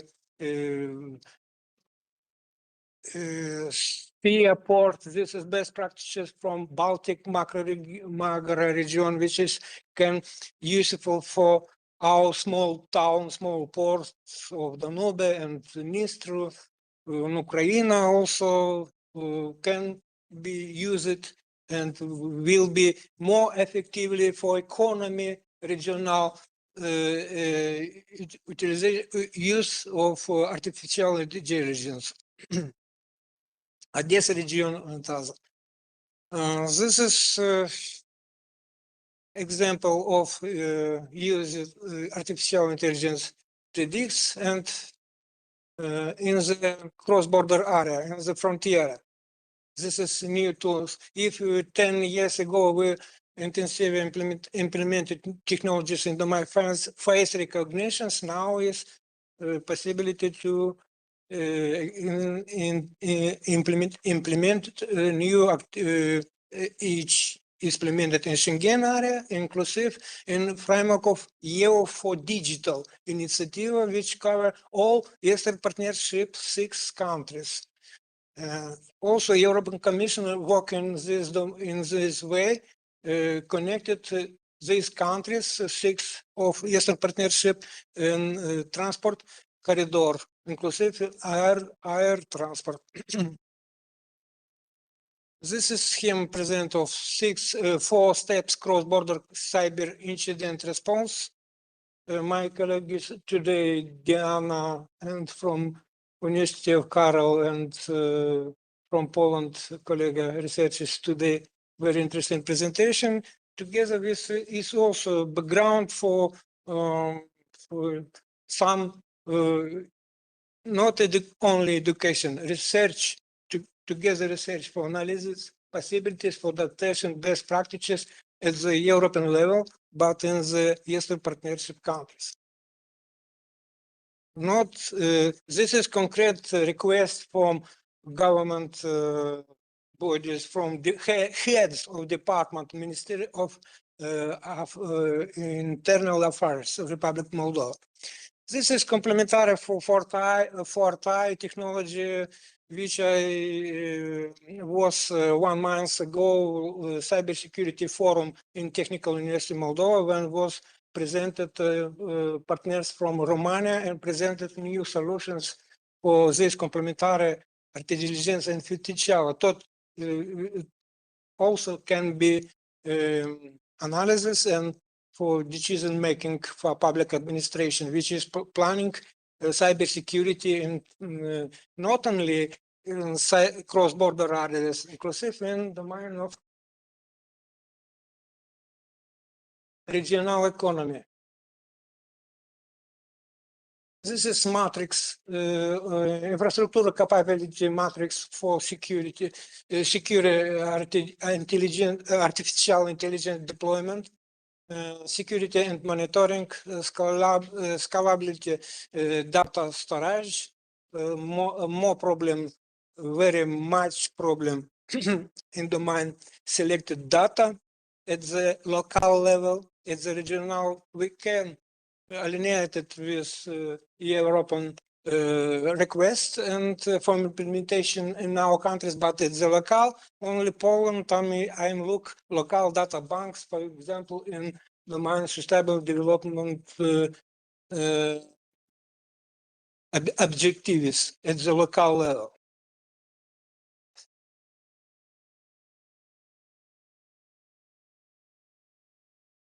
Therefore, Smart-EDU Hub, which approach of smart city and our team, which work in domain of rural areas, smart villages. Galatz has 2 local authority groups, which is member of network smart villages of Europe. European Union has 2 main projects and results in domain smart villages, which is also need to be continued in the not urban areas when it's covered smart city, but in the rural areas when they have needs of deployment broadband and other instruments in the current time. Strategic priority zones for digital deployment, border crossing, transport corridors, solidarity lines, continuance, Moldova only, and 2 regions of Ukraine is connected for in the transport European networks and is mapping. Now there is maps at the European level, but not in front of this situation in Ukraine, we have not possibility to continue this research work with European partners, for example. Ports and river hubs. River hubs is important. I talk in the last presentation. Romania has very good practices in domain digital hub for adaptation for climate change. Very well cover all directions, but this is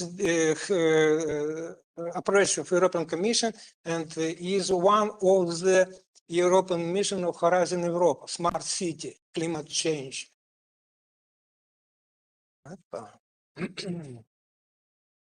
Regional implementation. I'm specialist, this is my domain, regional policy, European Commission, and smart specialization approach is very important in the domain of discovery entrepreneurship potential, roadmap, workshop for this needs, inclusive with participative of government bodies, regional administration. Therefore, they also has needs, but there is a request from them about technical assistance from academic society.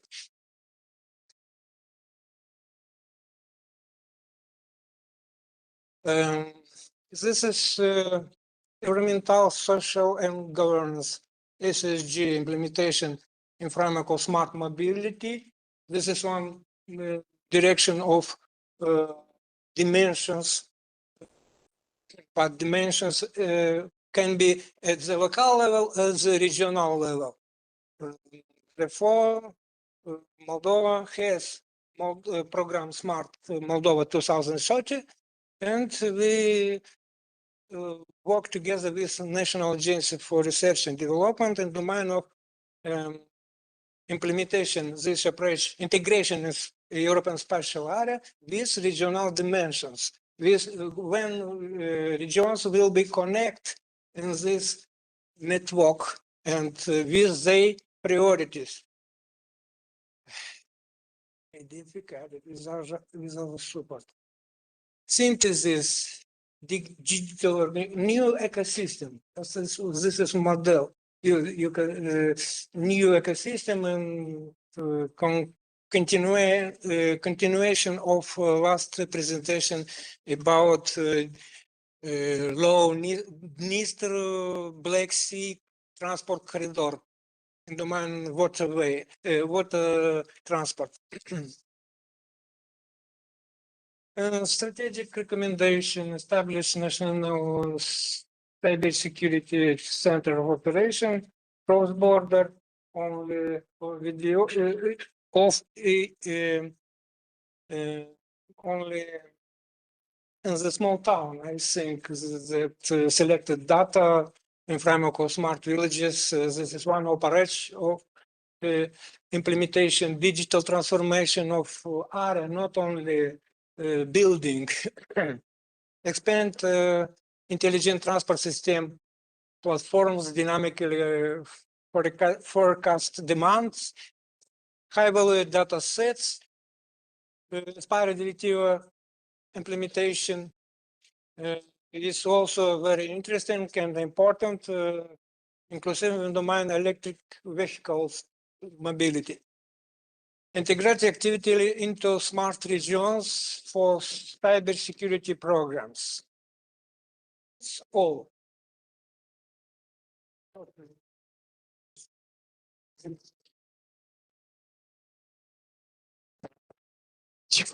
Short.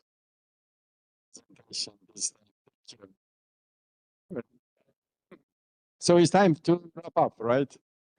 But not yet, I would say, because we still need to have some discussions. If we would have had, you know, at the previous events, we were offering best paper awards. We don't have it now, but if we would have had it, we would have had 10 for this session alone, because we had 10 papers and all of them were similarly good. I don't know which one to start with, actually.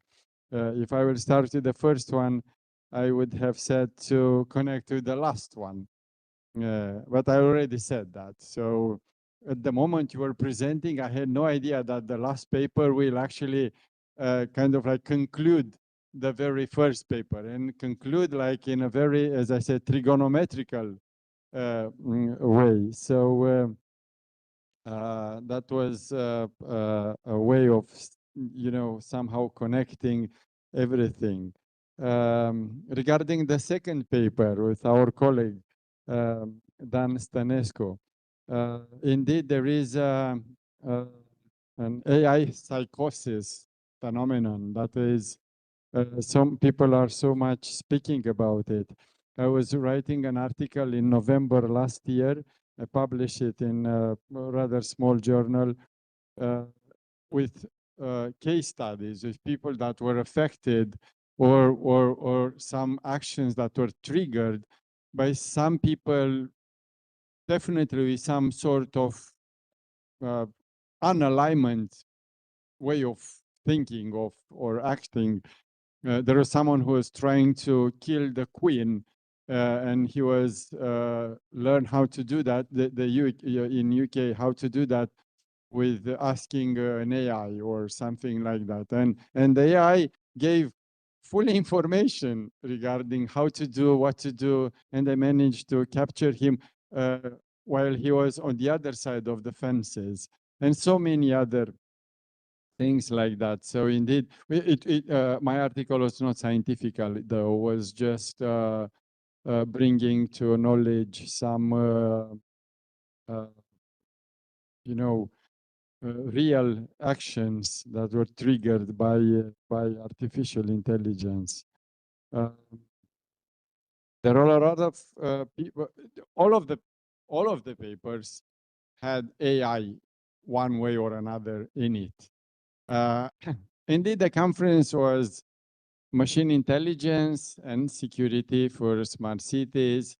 So AI was supposed to be from the very beginning part of the discussions, but allow me to say that I was not expecting that to be so much AI.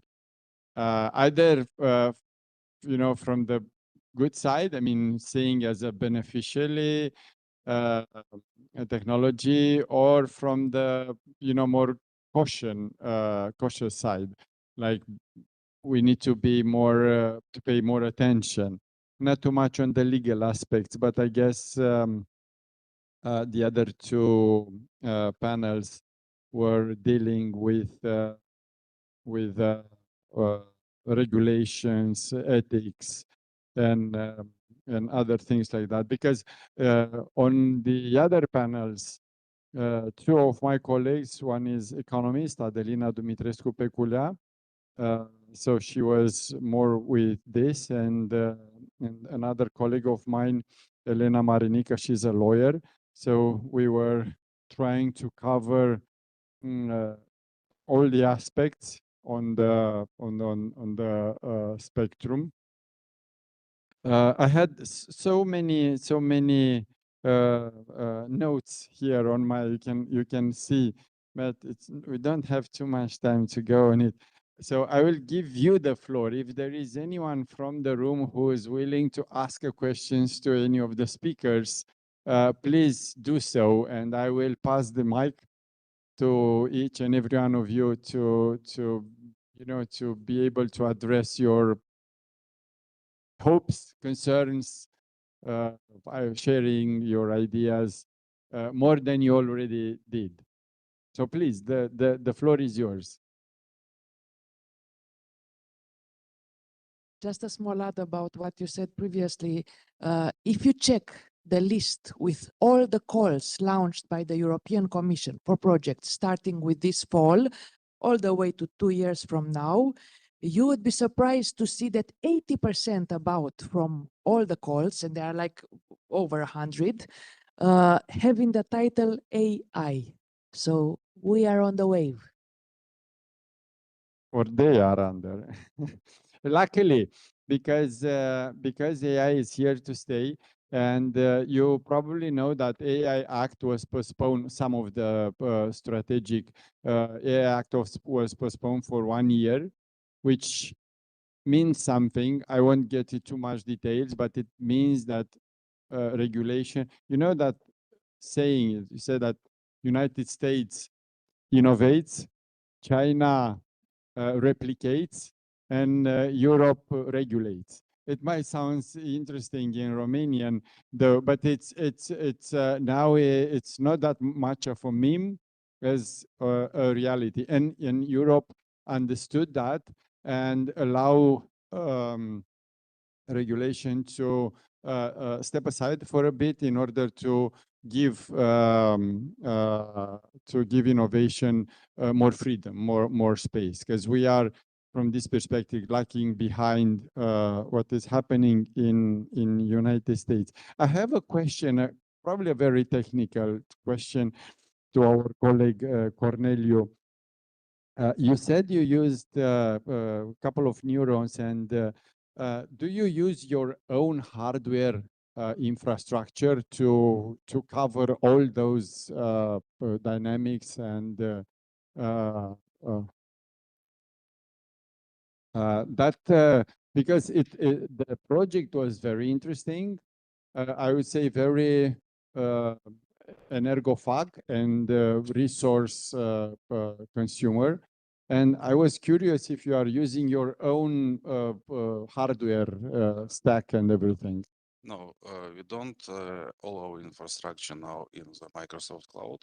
So in Azure, locally we are using some servers only for backup solutions. So, and some services which don't need to be moved to the cloud. So for example, video recording systems, time management systems. So, but all other our services are moved to the Azure cloud.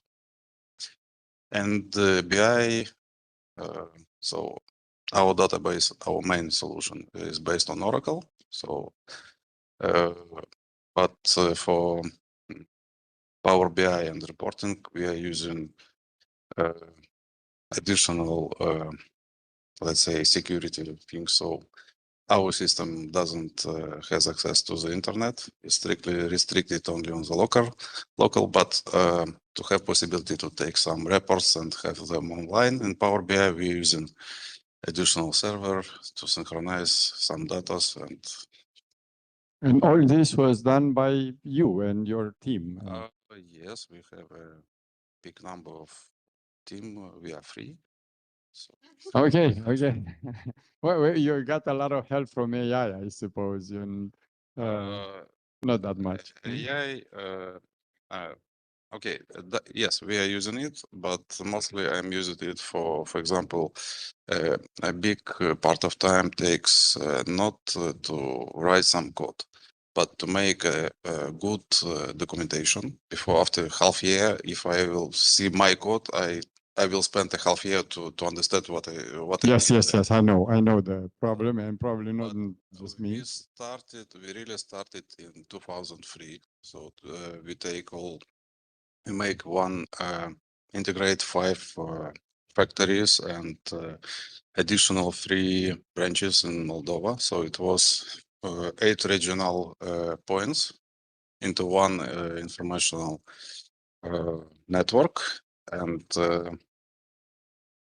first time it was all our servers and so on, but the first cloud solution which we used, it was Romanian Telecom. So we move all our infrastructure to Romanian Telecom, and after that we will go to Microsoft solution. Okay, thank you very much for the. You made me understand now, because the scale was quite large, and I was quite curious how you deal with the scale. Also, for our colleague Daniela Lică, so you were kind of like reading, scrapping all the strategies and everything. So yeah, you are using AI to understand the text, the NATO text and everything, in order to probably understand the strategies of potential enemies or potential. Am I correct? Please correct me if I'm wrong. The question is if I am using AI No, in my not research. you. No, not you in your research. How was AI used by NATO in order to understand or to try to understand the strategies or tactics of the neighboring countries of NATO? I will answer like a politician. This is Please. an excellent question for further research. Okay. The study was quite lengthy as such. I didn't cover. I cover only bits and pieces from the original paper, but originally, I am a philologist, so I'm quite technical. But the topic of my next research study is the dialectic use of AI in security. So I'm doing my research about NATO and the use of AI. I found only little data in the most recent report of NATO 2025 activity. They were saying that they recently acquired an AI system and have begun to use it in order to monitor and assess the information environment. But I'm not sure of the procedures and technical aspects. Yes. I thought you have some details. We nowadays we don't need to be technical anymore to work with the technical stuff. You know, it's pretty much the same with driving a car. We don't need to be to know how to repair the car. We just need to know how to drive. Probably 100 years ago, drivers were very good mechanics as well. It's not the case anymore. And I would say maybe not to the same scale, but I would say with the AI, with the help of AI, it will be the same with computer use. The interface between computers and us will be our language. Either it will be English, Romanian, or whatever, you know. So it's very good not to be technical. Actually, it's better because technical, with all due respect to technical guys here and everywhere, are a bit too strict to the procedures and everything. And a non-technical could come up with questions that were, you know, that are freeing the minds of the technical people. We do need that Romanian to Romanian dictionary. Our colleague Ioana Dogeanu, I was very interested in your presentation, and I know that AI is very much in use for detecting frauds on banking and stuff like that. Did you consider something like that in your paper? About AI technologies, not yet, but yes, there are present in audits activities and also on detecting frauds, but it's checked by a human. So there is a human in the loop yet. Yes, yet. Yet. Luckily, but yet. And we had a very nice paper with a QR. Diana, I said that if we would have given best paper award for this conference, or at least this panel, we would have needed 10 you know, awards, because each and every one of them were yeah, no, I'm yes, of course. But I was speaking only about our panel, so because I was witnessing the paper. So regarding the QR, I was installing the app already. I made an account, and I'm curious how it works. Well, it works like I could I could go online and see it, but I have no purchase. I was not downloading it. Sorry, I was on the browser doing all the requirements. And now will that be sort of like a side activity of Ascendia? It's a project that will be also provided by Ascendia, as well as Livresq, the most probably important product of Ascendia. If yes, I would say it's a product of Ascendia. We intend to sell it, of course. So we need to buy stocks. But it's something different, because all other products from Ascendia are related to education, and our main activity remained the education. But we try to make something else also. So the niche. Right now, for example, we build an LLM virtual machine for the company to cover the aspects related to security, to have all the data in a secure environment. And this AI at this moment allow us to build virtually any app you want. If you give us the specifications for an app, we can build in 1-2 months, depend of on the difficulty. It's very important to understand that, because Livresq, for example, was built in 2 years by a team of 10 people, 10 specialists. Our last product, not a warranty, was built in 1 month by one person. It's amazing the progress. It's difficult to be understood at this moment. Yeah, well, it comes with some drawbacks. I guess some of the programmers are not necessarily happy with it. It's possible that in the future to have other product also, not only related to education. Okay, so you are extending your. So we need to buy stocks at Ascendia. I understand. Yeah, I will do. Please do it. Okay. Thank you very much. So I see in online our colleagues already finished and they joined us. I see Adelina and Christian Schnachter. I see his name there. Nicola Vangelov, he was also co-chair together with Adelina in one of the other panels.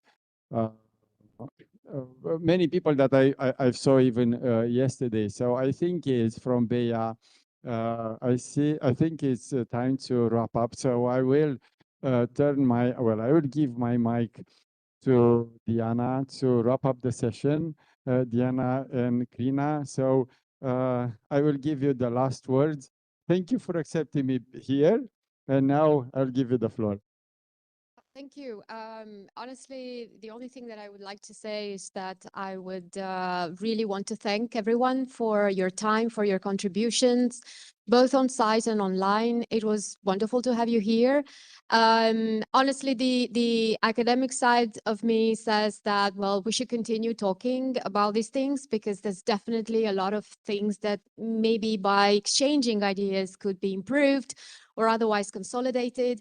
The manager from the head that I'm wearing as a manager would say, no, just, wrap up and invite people to lunch.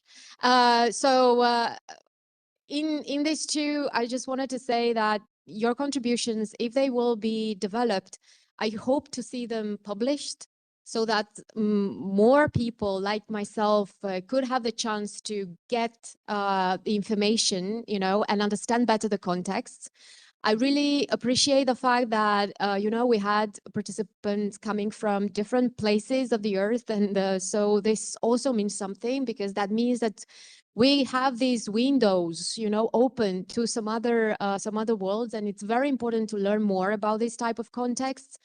The more we learn, I think the more we'll be able to identify, good solutions, at least for some of the issues that are relevant for our policymakers. There were tremendous amount of time spent on the warfare section. I really hope at some point we could discuss also about peacekeeping. But I do understand how difficult and turbulent our world today is, and that we need to be prepared. We are already facing really extreme challenges, and this is a very mild and diplomatic way of saying that we have many wars in the same time. We have a lot of issues that did not meet to be placed in this agenda for this particular conference. But I think that poverty and the need for a climate, that is sustainable remain really relevant for the agendas today.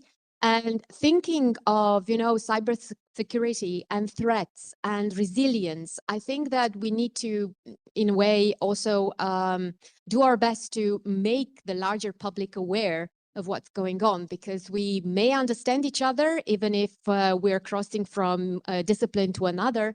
But I'm sure that the general public requires much more attention from our side as academics or researchers, so that they could also become aware and be prepared for what's coming next, even if it's war or peace. So I really hope that we could join forces and you will agree to stay by our community, by our side, in developing also activities and key actions pointing towards different groups from our society, be them vulnerable or not, be them young people, 18, 16 years of age, or maybe more adult learners. There's a lot of things that not only the research hub that Cătălin chairs, Smart-EDU hub, but also, generally SNSPA works under. So I really hope to see you again in next events and in next maybe projects or workshops, places where we could meet and brainstorm a little bit around, the main challenges of today. And I think that it goes without saying that in terms of impact, the fact that we will have at some point, proceedings for this conference, that there is going to be new issues for the Journal on Regional Development, smart cities and regional development. This is also, I think, a sign that we can contribute, and this is one side of our contribution. So please don't be shy in shaping up your research. Send it to our reviewers, and we will try our best to make your work known. Promote them at the European level. Yeah, well, not only him. I mean, there are so many voices. We don't really need to point just to one name and burden that name, but I think every one of us has multiple ways and multiple channels to actually reach out to those people that are making, you know, decisions. So hopefully there will be right decisions. So thank you again to all of you for participating. Thank you also, Krina. And if there is anything you want to, anyway, just maybe for... Yeah, just to say also thank you all for coming, and I hope you had a wonderful time here in our academic community.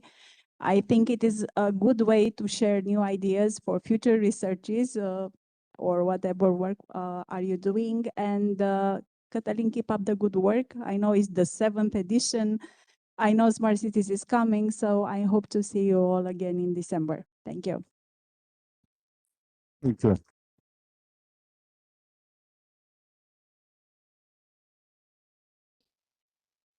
Yeah, for the online team, well, we can save some coffee or something for you, and you will come here in December. But I think you might need some fresh coffee. Anyhow, pay a visit to Romania next time. Thank you very much for being here with us. Andrei, Nistor, I see you. Yeah. Thank you for being here. Thank you, Cătălin. Thank you. Thank you, everybody. Thank you very much. Thank you very much. Bye-bye. Thanks, colleagues. See you soon. Bye-bye. Thank you. See Thank you. you also.